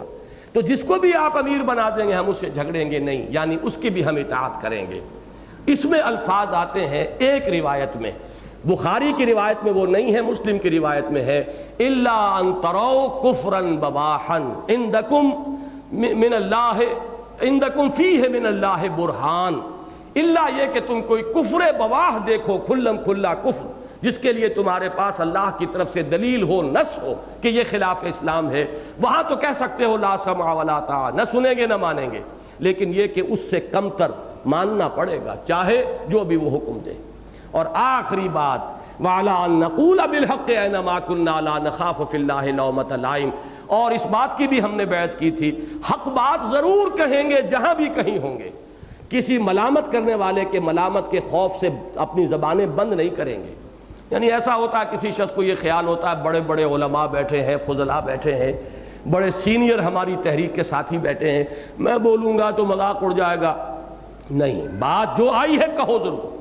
جہاں مشورہ ہو وہاں کسی بھی مرعوبیت کی وجہ سے، کسی بھی احساس کمتری کی وجہ سے زبان بند نہ کرو، رائے ضرور دو، اس لیے کہ ڈیف اینڈ ڈمب لوگوں کی اجتماعیت جو ہے وہ دنیا میں کوئی کام نہیں کر سکتی۔ جیسا کہ میں نے وہ آیت کوٹ کی ہے سورہ یوسف کی، علی بصیرۃ انا ومن اتبعنی، وہ لوگ درکار ہیں پیچھے چلنے والے بھی جو علی وجہ البصیرت ساتھ دے رہے ہیں۔ لہذا یہ کام اسی وقت ہو سکتا ہے جب وہ اپنے غور و فکر کی فیکلٹی کو بھی بروئے کار لائیں، غور و فکر کریں، سوچ بچار کریں، تحریک کے معاملات کے اوپر وہ اپنی بھی عقل کو دوڑائیں، اور اس کے بعد جو بات سامنے آئے اس کو بیان کر دیں، بیان کرنے کے بعد یہ سمجھے کہ میں نے اپنا فرض ادا کر دیا، اب اصرار اس پر نہیں، اب جو فیصلہ صاحب امر کرے گا اس کے مطابق، چاہے منشط ہو چاہے مکرہ ہو، بہرحال اس کے مطابق عمل کرنا ہے۔ یہ ہے وہ کامل نظام جو ایک حدیث میں محمد رسول اللہ نے دیا، اور ہماری بڑی بد نصیبی ہے کہ ابھی تک اس نظام کو ہم نے اختیار نہیں کیا ہے۔ جماعتیں بنی ہیں، تحریکیں اٹھی ہیں اس صدی کے اندر، تدریجاً بات آگے بڑھ رہی ہے، اپس اینڈ ڈاؤنز آتے ہیں، ڈاؤنز سے کبھی گھبرانا نہیں چاہیے، سیٹ بیکس آئیں گے، لیکن مجھے یقین ہے، میرا ایمان ہے اس پر کہ اس پروسیس کو آگے بڑھنا ہے، دین کو غالب ہو کر رہنا ہے، اس لیے کہ یہ تو خبر دی ہے محمد الرسول اللہ نے صلی اللہ علیہ وسلم وہو صادق المصدوق، اس پروسیس کا آغاز بھی ہو گیا ہے۔ جن لوگوں نے اس کی آذان دی تھی، مثلاً یہ کہ اس بر صغیر پاک و ہند کی حد تک میں اس صدی میں اس کا مؤذن اول سمجھتا ہوں ابوالکلام آزاد کو، اس کے بعد اس دعوت کو ایک تحریک کی شکل میں اور تنظیم کی شکل میں وہ جماعت کھڑی کرنے کا معاملہ جو ہے وہ مولانا مودودی کا ہے۔ لیکن یہ کہ ابوالکلام آزاد بھی اذان دینے کے بعد وہ جو نیشنلسٹ سیاست تھی اس ملک کی، کچھ علماء کی طرف سے بددلی ہوئی، ان کو پیش آئی، اور وہ اس کو چھوڑ کر وہ ملک کی فریڈم موومنٹ کے اندر انہوں نے اپنے آپ کو لگا دیا۔ مولانا مودودی 7 سال تک چلے اس پر، پاکستان میں آ کر وقتی طور پر ٹیمپٹیشن ہوئی کہ شاید یہاں خلا ہو گیا ہے، مسلم لیگ کا رول ختم ہو گیا، اب یہاں ایک پولیٹیکل ویکوم ہے، اگر ہم ذرا پولیٹیکل رول اختیار کر لیں تو شاید ایک ہی جشن میں ہم پہنچ جائیں گے، اور پھر حکومت کے وسائل و ذرائع کو بروئے کار لا کر معاشرے کی اصلاح کر لیں گے۔ بس یہ غلطی تھی جو ان سے ہو گئی، اور وہ سیاست کی دلدل میں ایسے پھنسے ہیں کہ جتنے ہاتھ پاؤں مار رہے ہیں پھنستے چلے جا رہے ہیں۔ وہی تحریک ہے جس کو کہ ہم لے کر اٹھے ہیں درجہ بدرجہ، یہ ہمارے اسلاف میں سے ہیں، ان سے جو خطائیں ہوئی ہیں اللہ انہیں معاف کرے، لیکن اس کی نشاندہی نہیں کریں گے تو آگے بڑھنے کا کوئی امکان نہیں ہوگا۔ پھر یہ کہ آگے کے لیے رہنمائی ہم کہاں سے لیں گے؟ یہ ہے پروسیس، اس کو سامنے رکھیے، اور اسی رہنمائی میں یہ ہے کہ اگرچہ ابوالکلام آزاد نے تو ہمت کی تھی، اسی بیعت کی بنیاد پر حزب اللہ بنائی تھی، لیکن مولانا مودودی نے ایک دستوری اور جمہوری وہ تنظیم بنائی ہے، اگرچہ اس معنی کی کہ کھلی اس کی رکنیت ہو، 4 آنے کی ممبری والی، وہ سیاسی جماعت تو نہیں تھی، اسی لیے سیاست میں آ کے وہ جماعت فیل ہو رہی ہے۔ سیاست میں تو پھر سیاست کی انداز کی جو معروف تنظیمیں وہ بننی چاہیے، لیکن انقلابی انداز میں انہوں نے وہ تنظیم اٹھائی تھی، مضبوط، آج بھی ثابت ہو رہا ہے کہ مضبوط ترین تنظیم وہی ہے۔ صدر ضیاء صاحب نے باقی تمام مذہبی جماعتوں کو پھاڑ دیا، 2 ٹکڑے 3 ٹکڑے ہو گئے، لیکن یہ کہ جماعت اسلامی کے اس معنی میں ٹکڑے نہیں ہوئے، اختلاف رائے رہا ہے، پروفیسر غفور صاحب کو چکر بھی آیا ہے، گرے بھی ہیں، وہ بھی سب کچھ ہوا ہے، ان کا سر بھی زخمی ہوا ہے، لیکن وہ نظم اور ڈسپلن کی پابندی کی ہے انہوں نے۔ اب بھی اختلاف رائے شدت کے ساتھ موجود ہے اس وقت جو ان کا رول ہے، لیکن جماعت جو ہے وہ ایک وحدت کی حیثیت سے برقرار رہی۔ اس پر ہم ان کے لیے جو ہے کلمہ تحسین کہیں گے، جماعتی زندگی ہے، لیکن کاش کہ وہ اس نہج کی تنظیم کو اختیار کریں جو قرآن اور سنت سے ثابت ہے۔ میں نے حدیث اتنی واضح آپ کے سامنے رکھ دی، قرآن میں 2 جگہ من انصاری اللہ کی نص ہے، اور تیسری نص جو ہے وہ سورہ فتح کے آخری آیات، بلکہ آخری آیت محمد الرسول اللہ والذین معہ، محمد اللہ کے رسول ہیں صلی اللہ علیہ وسلم، اور جو ان کے ساتھ ہے وہ معہو ہیں۔ اب بھی یہ ہوگا کہ رسول کوئی نہیں ہوگا، نبی نہیں ہوگا، لیکن کوئی اٹھے گا اور باقی ان کے معہو، اس کے ساتھی ہوں گے، رفیق ہوں گے، دست و بازی ہوں گے، انصار ہوں گے، اعوان ہوں گے۔ یہی ترتیب ہے ایک داعی، اور داعی کی دعوت پر لبیک کہنے والے اس کے ساتھی۔ من انصاری اللہ قال الحواریون نحن انصار اللہ،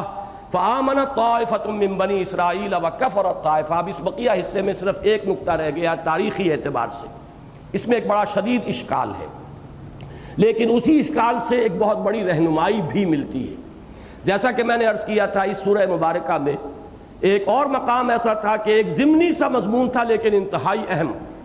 اس سورت کے ترتیب مضامین میں ضمنی ہے وہ، لیکن یہ کہ اپنی جگہ پر بہت بڑا قیمتی ہیرا ہے وہ ہدایت کا اور معرفت کا اور علم کا.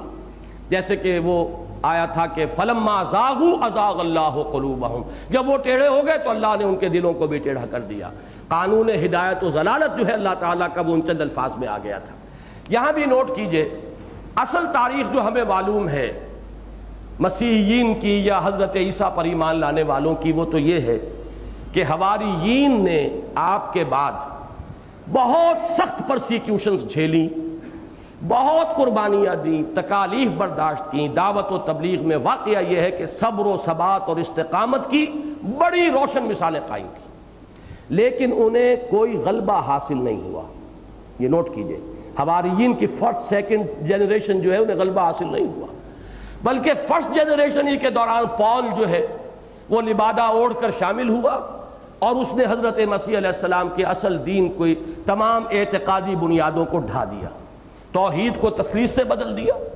اور انکارنیشن کا تصور، خدا کا بیٹا ہونے کا تصور، اور پھر یہ کہ کفارے کا عقیدہ. گویا کہ ہر شے جو ہے دین کی، اصل دین جو تھا، جو حضرت آدم سے اور حضرت محمد صلی اللہ علیہ وسلم تک ایک ہی دین ہے، وہی دین حضرت مسیح کا تھا. اس دین کی ساری جڑ بنیادیں جو ہے کھود کے رکھ. اور اس کے بعد جو فروغ ہوا ہے اصل میں عیسائیت کو، وہ تو پالزم کو ہوا ہے. اور وہ کب ہوا ہے؟ جبکہ کانسٹنٹائن قسطنطین جو تھا، جو ایمپرر تھا بیزنطینی، وہ اس نے جب عیسائیت اختیار کی ہے تو اس کے بعد پوری رومن امپائر عیسائی ہو گئی، اور اس کے بعد سے پھر عیسائیت کو غلبہ ہوا. لیکن عیسائیت کون سی تھی؟ وہی کرپٹڈ عیسائیت، وہی جس کے عقائد کے اندر کجی آ چکی تھی. تو تاریخی حقائق چونکہ یہ ہے، واقعہ یہ ہے، قرآن مجید نے یہاں بیان کیا ہے. اگرچہ اختصار کے ساتھ تو لیں تو بات ایسے آتی ہے کہ جیسے فوراً حواریین جو تھے، فرسٹ جنریشن حضرت مسیح پر ایمان لانے والوں کی، شاید جیسے کہ انہی کو غلبہ ہو گیا. نہیں، اسی لیے میں نے کہا تھا to cut a long story short والی بات ہے. یہاں صرف مخفف کر کے اس کا خلاصہ دیا جا رہا ہے. اور یہاں پر آمنو سے اب کون مراد ہوں گے؟ آمنو سے مراد ہے حضرت عیسیٰ کے نام لیوا، چاہے وہ بدعتی ہو، چاہے انہوں نے تثلیث کا عقیدہ ایجاد کر لیا ہو، چاہے انہوں نے شرک شامل کر لیا ہو، لیکن حضرت عیسیٰ کا انکار نہیں کیا. ایمان در حقیقت جو ہے، میں نے حقیقت ایمان کے ضمن میں ایک بات بیان کی ہے، بنیادی طور پر ایمان ہوتا ہے تصدیق رسول کا نام ہے. تصدیق بما جاء بہ النبی صلی اللہ علیہ وسلم، یہ ایمان ہے. رسول کو انہوں نے مانا، حضرت مسیح کو مانا علیہ الصلوۃ والسلام، ان کے نام لیوا رہے. اگرچہ چونکہ پال نے شریعت جو ہے ساقط کر دی، اب اس مسیحیت میں رہ گیا ایک ڈوگما. عوام کے لیے تو وہ ڈوگما ہے، اور خواص کے لیے وہ ایک مسٹیسزم ہے، بڑا گورکھ دھندے والا ایک تصوف ہے. تصوف نے بہت فروغ پایا ہے پھر ان عیسائیوں کے ہاں. ہمارے ہاں بھی تصوف کی تعلیمات کا بہت بڑا حصہ جو ہے وہ عیسائی تصوف سے وہ متاثر ہو کر ہمارے ہاں آیا ہے، وہی کا تاثر ہے. لیکن بہرحال وہ ایک خاص مبتدعانہ تصوف کے ساتھ فروغ ہوا ہے عیسائیت کو. لیکن بہرحال قرآن مجید انہیں بھی ڈس اون نہیں کر رہا، ان کو بھی حضرت مسیح کے ماننے والوں میں شمار کر رہا ہے، اس لیے کہ ان کے بارے میں کہا وہ ظاہرین ہوئے، وہ غالب ہوئے. تو حضرت مسیح پر ایمان رکھنے والے کون ہیں؟ عیسائی، چاہے وہ صحیح ہو، شاید اب بھی کوئی لوگ موجود ہوں، اس لیے کہ ایک شخص کو، ایک کنبے کو تو میں نے بھی دیکھا تھا، عقیدے کی بات تو مجھے معلوم نہیں، لیکن سن 71 کی جنوری میں 2 دن میں نے برسلز میں بسر کیے تھے. میں جو اپنے ذاتی کوائف لکھ رہا ہوں اس میں بھی اس واقعے کو میں درج کر دوں گا، اس لیے کہ بہت اہم واقعہ ہے میری زندگی کا. ایک نوجوان عبدالعزیز، پرانا نام تھا وان کینٹر، وہ ایمان لے آئے تھے. ان کا تعارف مجھے کرایا ایک صاحب نے جدے میں کہ تم جا رہے ہو لندن تو ان سے بھی ملاقات کر کے آؤ، حوصلہ افزائی ہوگی. ایک شخص ایمان لایا ہے اور وہ پورے بیلجیم میں شاید چند ہی لوگ ہوں گے، تو ذرا ایک حوصلہ دینے کے لیے تو میں 2 دن رکا تھا. اس نوجوان کو دیکھ کر مجھے بڑی تقویت حاصل ہوئی تھی. میں نے ایک جملہ اس سے کہا تھا کہ ہمیں اس وقت جو مسلمان دنیا میں اقوام ہیں یا ملک ہیں اپنے حالات کو دیکھ کر تو مایوسی ہوتی ہے، لیکن تم جیسوں کو دیکھ کر امید ہوتی ہے کہ اسلام میں ابھی اتنی طاقت ہے کہ وہ تم جیسوں کو بھی کھینچ کر لا رہا ہے اپنی طرف۔ بہت ہی صالح نوجوان، اور واقعہ یہ ہے کہ وہ اس وقت اس کی عمر ہوگی 28 برس، میری تھی 39 برس، گویا کہ اندازاً میں 10-11 برس بڑا تھا، اور میں دین کے کام میں لگا ہوا تھا اتنے عرصے سے، لیکن میں نے محسوس کیا کہ فقہی معلومات اس شخص کی مجھ سے کم 10 گنا زیادہ تھی، اس لیے کہ اس نے تمام فقہی مسالک کی کمپیریٹیو سٹڈی کی تھی۔ جب اسلام لایا تو اب سوال پیدا ہوا کہ میں سنی ہوں یا شیعہ بنوں، پھر سنی بنوں تو حنبلی ہوں، حنفی ہوں، مالکی ہوں، شافعی ہوں، تو اہل سنت کا پہلے فیصلہ کیا، پھر اہل سنت کی چاروں فقہوں کا کمپیریٹیو مطالعہ کر کے then he decided in favor of حنبلیت، وہ حنبلیت انہوں نے اختیار کی۔ بہرحال اب ظاہر بات ہے جس شخص نے اتنا گہرا مطالعہ کیا ہو تو فقہ کے بارے میں اس کی معلومات، میں نے خود اس سے کہا تھا کہ تمہاری معلومات مجھ سے کم 10 گنا زیادہ ہے، تو اس شخص سے مجھے ایک بات معلوم ہوئی، وہ اس کے لیے میں نے یہ سارا واقعہ بتایا ہے آپ کو۔ اس کے والدین، اکلوتا بیٹا تھا، وہ پولیس چیف تھے بیلجیم کے اس کے والد، اور یہ تنہا اکلوتا بیٹا، کوئی نہ بیٹی اور نہ بیٹا، اور وہ سخت مذہبی لوگ، رومن کیتھولکس۔ اس نے یہ کہا تھا کہ اب میرے والدین کو صدمہ تو ہے، لیکن ہم نے ایک جنٹلمین ایگریمنٹ کر لیا ہے، وی لیو ٹوگیدر، لیکن ہم مذہب ڈسکس نہیں کرتے، بس بیٹھتے ہیں رہتے ہیں۔ پھر مجھے ایک دن انہوں نے بلایا اپنے ہاں، ویسے میں ٹھہرا تھا ہوٹل میں، اور انہوں نے وہ بات کہی کہ آپ اطمینان سے اس گھر میں کھائیں پیئیں، اس لیے کہ اس گھر میں کبھی سور کا گوشت کی ایک بوٹی نہیں آئی، اور اس گھر میں کبھی شراب کا ایک قطرہ نہیں آیا۔ میں حیران رہ گیا، عیسائیوں میں، رومن کیتھولکس میں ایسے لوگ موجود ہیں، تو اگر کچھ لوگ ایسے ہیں جو شریعت موسوی پر پابند ہیں اب بھی، although they are Roman Catholics, لیکن حضرت مسیح نے جو حکم دیا تھا کہ یہ نہ سمجھنا کہ میں شریعت ساقط کر کے جا رہا ہوں، یہ شریعت موسوی تھی نا، جس میں شراب بھی حرام تھی جیسے شریعت محمدی میں حرام ہے، اور جس میں سور بھی حرام تھا جیسے شریعت محمدی میں حرام ہے، اعلیٰ صاحب صلاۃ والسلام اس پر کاربند ہے۔ تو ہو سکتا ہے، اور حضور کے زمانے تک کچھ نہ کچھ لوگ موجود تھے جو صحیح عقائد پر تھے، لیکن جو غلبہ ہوا ہے دنیا میں وہ صحیح عقائد والوں کو نہیں ہوا، وہ اہل بدعت کو ہوا ہے، غلو کرنے والوں کو ہوا ہے، تثلیث کا عقیدہ ماننے والوں کو ہوا ہے۔ اب کیا اہم نقطہ ہے جو یہاں سے نکلتا ہے کہ اسلام نے، قرآن نے انہیں بھی ڈس اون نہیں کیا۔ ان کے جو جرائم ہیں، جو گمراہیاں ہیں، انڈیویجولی ان کے کھاتے میں درج ہوں گی، لیکن اون کیا ہے انہیں۔ یہاں جو فرمایا فَأَيَّدْنَا الَّذِينَ آمَنُوا عَلَىٰ عَدُوِّهِمْ فَأَصْبَحُوا ظَاهِرِينَ، اس میں ظاہر بات ہے اشارہ انہی کی طرف ہو رہا ہے، اور تاریخی طور پر یہ حقیقت ذہن میں رکھ لیجئے، حضرت مسیح علیہ السلام کے رفع سماوی کے بعد 50 برس تقریباً، اس لیے کہ اگر وہ میلادی سن ہے تو تقریباً 33 برس کی عمر میں رفع ہوا ہے، اور 80 عیسوی میں تقریباً نصف صدی کے بعد وہ ٹائٹس رومی نے حملہ کیا ہے یروشلم پر، اور اینٹ سے اینٹ بجائی ہے، اور 1,20,000 یہودی ایک دن میں قتل کیے،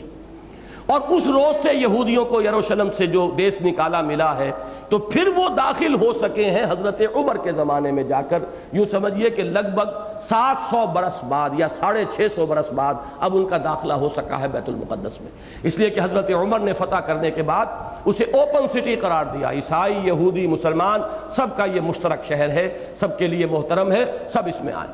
تو اس وقت سے یہ مغلوب چلے آ رہے ہیں دنیا میں، اور ان کی اب مغلوبیت جو ہے یہودیوں کی، اس کے اندر استثناء یہی ہے، یا تو جو ایمان لے آئے، حضور صلی اللہ علیہ وسلم کے دست مبارک پر بیعت ہو گئے، حضرت عبداللہ ابن سلام رضی اللہ تعالی عنہ، تو وہ ظاہر بات ہے ظاہرین میں شامل ہو گئے، لیکن یہ کہ جو اس کے بعد حضرت مسیح علیہ السلام پر جو لوگ ایمان لائے، چاہے وہ مبتدعین تھے، ان کو بھی قرآن مجید نے شامل کیا آمنو میں۔ اب مغلوب وہ کن کے ہیں اس وقت بھی؟ بظاہر تو یہ ایک اندیشہ ہوتا ہے، ذہن کے اندر پیدا ہوتا ہے وسوسہ کہ اس وقت تو وہ مغلوب نہیں ہے، بڑی حکومت ہے ان کی، بڑی طاقت ہے، عربوں کو ناک چنے چبوا رہے ہیں، کتنی بڑی بڑی شکستیں انہوں نے دی ہیں سن 67 میں، اور اس سے پہلے سن 48-49 میں، اور پھر اس کے بعد سن 70 میں، اور یہ سارا کچھ ہو رہا ہے، لیکن نہیں۔ قرآن مجید میں سورہ آل عمران میں آ چکا ہے الا بحبل من اللہ وحبل من الناس، یا تو اللہ کے معاہدے سے انہیں مل سکتی ہے، تو اللہ کا معاہدہ تو قرآن ہے، حبل اللہ ہے، اس کے دامن میں آ جائیں تو غلبہ ملے گا، جیسے اہل ایمان کو غلبہ ملے گا، پھر تو امت محمد کا جز ہو گئے۔ اور یا حبل من الناس، یا لوگوں کے سہارے اور لوگوں کے زیر سایہ جو ہے انہیں کہیں پر کوئی سر تھوڑا سا اونچا کرنے کی مہلت مل جائے تو مل جائے، تو اس وقت بھی وہ انہی عیسائیوں کے تابع ہیں جو حضرت مسیح علیہ السلام کے نام لیوا ہیں۔ یہ دوسری بات ہے، انہوں نے حضرت مسیح کو خدا بنا لیا، لیکن حضرت مسیح کو ماننے والے، حضرت مسیح سے محبت کرنے والے، حضرت مسیح علیہ السلام کو بغیر باپ کے پیدائش ان کی ماننے والے، حضرت مسیح علیہ السلام کی رفع سماوی کے قائل، اگرچہ صرف ایک گڑبڑ انہوں نے کی ہے کہ صلیب پر مانتے ہیں کہ ان کا انتقال ہوا، پھر دنیا ہی میں ریزریکشن ہوئی اور پھر انہیں آسمان پر اٹھایا گیا، باقی سوائے اس کے ہمارے اور ان کے عقیدے جو ہیں رفع سماوی اور نزول کے بارے میں بالکل ایک ہیں۔ وہ بھی منتظر ہیں حضرت مسیح علیہ السلام کی آمد ثانی کے، اور ہم بھی منتظر ہیں حضرت مسیح علیہ السلام کی آمد ثانی کے۔ اس اعتبار سے اہل ایمان یعنی امت محمد صلی اللہ علیہ وسلم اور عیسائی بریکٹڈ ہو جاتے ہیں اس معاملے کے اندر، اور مقابلے میں رہ جاتے ہیں صرف وہ جنہوں نے حضرت مسیح کو کافر قرار دیا، مرتد قرار دیا، اور نقل کفر نباشت، وہ باسٹرڈ کہتے ہیں انہیں، ولد الزنا کہتے ہیں، ولد الحرام کہتے ہیں، کہ اصل میں رشتہ ہو چکا تھا۔ ان کا کہنا یہ ہے حضرت مریم کا یوسف نجار کے ساتھ رشتہ ہو چکا تھا، وداعی نہیں ہوئی تھی، اس وداعی سے پہلے ان کے نزدیک جو ہے ان کا معاملہ ہوا زن و شوکہ، جس کے نتیجے میں حضرت مسیح ہوئے۔ وہ بغیر باپ کے پیدائش نہیں مانتے، اسی لیے میں حیران ہوا تھا، امریکہ میں جا کے مجھے معلوم ہوا ایک پکچر ان بدبختوں نے بنائی، اور اس دور میں جو ایک ہے آزادی فکر، آزادی رائے، آزادی مذہب، اس کا یہ ایک عجیب مظہر دیکھنے میں ملا کہ اس امریکہ کی کتنی غالب اکثریت عیسائی، لیکن وہ پکچر چلی وہاں پر یہودیوں کی بنائی ہوئی جس کا ٹائٹل تھا سن آف مین، حضرت مسیح کی زندگی پر وہ پکچر بنائی گئی اور نام اس کا تھا سن آف مین۔ کہنے کا کیا مطلب ہوا؟ یہ ایک انسان ہی کے بیٹے تھے، اور انسان کے بیٹے چونکہ لیجیٹیمیٹ شادی نہیں ہوئی تھی، لہذا illegitimate child of a human being, اور یہ کہہ رہے ہیں اور پکچر بنا رہے ہیں، اور وہ پکچر چل رہی ہے اور وہ یورپ میں دیکھی جا رہی ہے اور امریکہ میں دیکھی جا رہی ہے۔ بہرحال میں اس وقت جو نقطہ نکال رہا ہوں، اور اس سے ہمارے ہاں بھی بعض انتہا پسند حضرات کا جو طرز عمل ہے اس کی صحت تصحیح کے لیے یہاں سے ایک نقطہ مل رہا ہے۔ دیکھیے ہمارے ہاں بھی مبتدعین بھی ہیں، مشرکین بھی ہیں، قبروں کو پوجنے والے بھی ہیں، طرح طرح کے عقیدے رکھنے والے ہیں اولیاء اللہ کے بارے میں، بدعتیں ایجاد کرنے والے ہیں، اس کے باوجود وہ امت سے علیحدہ نہیں ہوں گے، وہ امت محمد کا حصہ ہیں، یہ آپ کو ماننا پڑے گا۔ جیسے کہ حضرت مسیح کی امت میں شمار کیے گئے ہیں وہ لوگ، ان پر ایمان لانے والوں کے کھاتے میں درج ہوئے ہیں وہ لوگ، اگرچہ وہ مبتدعین تھے، اگرچہ انہوں نے بدترین شرک ایجاد کیا، انہوں نے خدا کا بیٹا قرار دے دیا، لیکن ماننے والے تھے مسیح علیہ السلام کے، لہذا وہ فَأَيَّدْنَا الَّذِينَ آمَنُوا عَلَىٰ عَدُوِّهِمْ میں الَّذِينَ آمَنُوا کے تحت درج ہوئے ہیں۔ اس کو میں پہلے ایک اور دلیل سے بھی بیان کرتا رہا ہوں، ہمارے ہاں ہیں بعض حضرات، وہ جماعت المسلمین بھی ہے، اور ڈاکٹر عثمانی صاحب کی حزب اللہ، اور ان کے کزن کی حزب اللہ، یہ کچھ گروہ ہیں ہمارے ہاں، اور اہل حدیث میں بھی جن حضرات کو کچھ زیادہ جو ہے وہ توحید کے بارے میں ان کی حمیت جو ہے وہ زیادہ بیدار ہو جاتی ہے، پھر شدت پیدا ہو جاتی ہے، تو وہ کہتے ہیں یہ مشرکین ہیں، لہذا انہیں کافر قرار دو، اور کافر ہیں تو گویا کہ مرتد ہیں، یا یہ کہ کم سے کم ان کے پیچھے نماز نہیں ہوتی اس لیے کہ کافر ہیں، یہ مشرک ہیں، یہ کرتے ہیں، یہ مسجد میں لکھا ہوا یا محمد، اب اس مسجد میں ہماری نماز کیسے ہو جائے گی؟ ان سب کے ضمن میں عرض کرتا رہا ہوں کہ دیکھیے ایک چیز جو شریعت محمد کی صلی اللہ علیہ وسلم متفق علیہ ہے وہ کیا ہے؟ قرآن نے ہمیشہ ہمیش کے لیے اور حضور صلی اللہ علیہ وسلم نے ہمیشہ ہمیش کے لیے کفار کی دو کیٹیگریز بنا دی ہیں، ایک کفار مشرکین میں سے، ایک کفار اہل کتاب میں سے، اور اہل کتاب کے کفار کا درجہ مختلف رکھا ہے کفار مشرکین سے۔ ان کی عورتوں سے آپ کی شادی ہو سکتی ہے، ان کا کھانا آپ کھا سکتے ہیں جو حلال ہو، باقی ان کا تو مشرکین کا تو حلال کھانا بھی آپ نہیں کھا سکتے، بکری بھی انہوں نے ذبح کی ہے، پتہ نہیں کس کا نام لے کر ذبح کی ہوگی، کیسے ہم کھا لیں، لیکن ان کا کھانا اگر وہ حلال کھانا ہے تو آپ کھا سکتے ہیں۔ طعامہم حل لکم، ان کا کھانا تمہارے لیے حلال ہے، بشرطے کہ وہ فی نفسہ ہی بھی حلال ہو، یہ نہیں کہ ان کے سور کو آپ اپنے اوپر حلال کر بیٹھیں، معاذ اللہ۔ تو یہ جو کیٹیگرائزیشن ہے یہ خود دلیل ہے اس بات کی کہ ایک فرق کر رہا ہے قرآن، حالانکہ یہود کے بارے میں کہا گیا اتخذوا احبارہم ورہبانہم اربابا من دون اللہ، بدترین شرک کا الزام قرآن عائد کر رہا ہے۔ قرآن ان کے بارے میں کہتا ہے کہ انہوں نے اللہ کا بیٹا بنا دیا، قالت الیہود عزیر ابن اللہ وقالت النصارى المسیح ابن اللہ، لیکن اس کے باوجود ان کی کیٹیگری علیحدہ رکھی ہے۔ تو مشرکین اہل کتاب اور مشرکین امت محمد صلی اللہ علیہ وسلم، یہ تین کیٹیگریز ہوں گی. ہمارے ہاں بھی مشرک ہیں، مبتدعین ہیں، امت محمد میں شامل رہیں گے. مسلمان ہونے کی حیثیت سے ان کے لیگل حقوق برقرار رہیں گے جب تک کہ کفر بواہ نہ ہو جائے، جب تک کہ کہیں آپ تکفیر نہ کر سکیں ان کی. so long as you accept them as Muslims، ان کے سارے قانونی دستوری حقوق، سماجی حقوق برقرار رہیں گے. اور مسلمان کے پیچھے آپ کو نماز پڑھنی ہے، وہ فاسق ہو یا فاجر ہو، کوئی بھی ہو، بر او فاجر، نماز پڑھنی ہے. یہ ہے اصل میں ایک اہم بات کہ اصل میں ایمان کا دار و مدار ایمان بالرسالت پر ہے. یہ میں حقیقت ایمان کے ضمن میں بھی عرض کیا کرتا ہوں کہ ایمان کی جڑ ہے ایمان باللہ. عملی اعتبار سے اہم ترین ایمان ہے ایمان بالآخرہ، لیکن قانونی اور دستوری اعتبار سے اہم ترین ایمان ہے ایمان بالرسالت.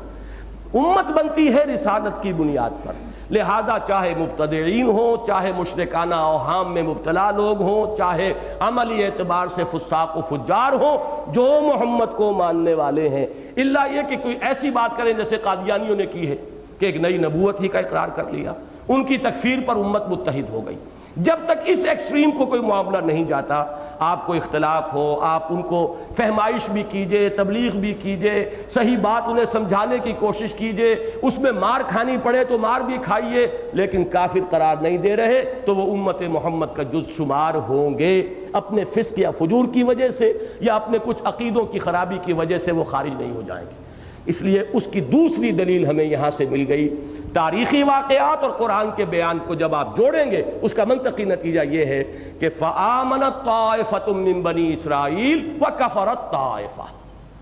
بنی اسرائیل میں سے کچھ لوگ ایمان لے آئے اور ایک گروہ نے کفر کیا. بنی اسرائیل میں سے جنہوں نے کفر کیا،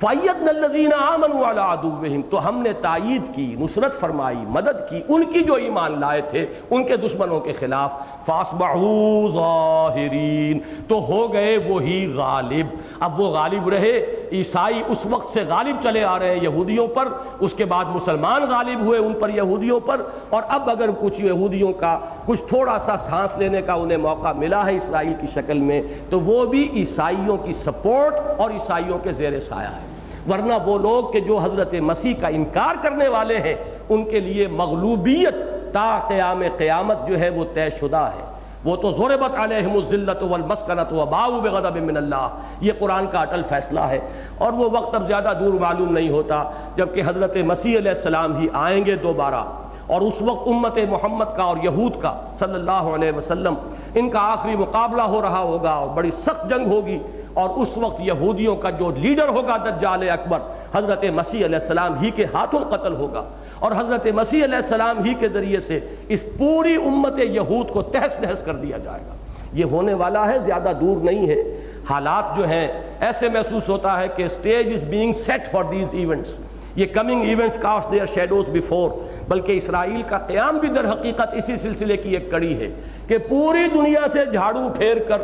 ان یہودیوں کو ایک جگہ پر جمع کر دو، ورنہ یہ تو نہ معلوم کہاں کہاں بکھرے ہوئے تھے. لیکن ان سب کا ایک مرکز سب کو یہاں لا کر، تاکہ یہی ارض مقدس، ارض موعود، ان کا ایک اجتماعی قبرستان بن جائے، اور وہ بن کر رہے گا. اقول قولی ھذا واستغفر اللہ لی ولکم ولسائر المسلمین والمسلمات.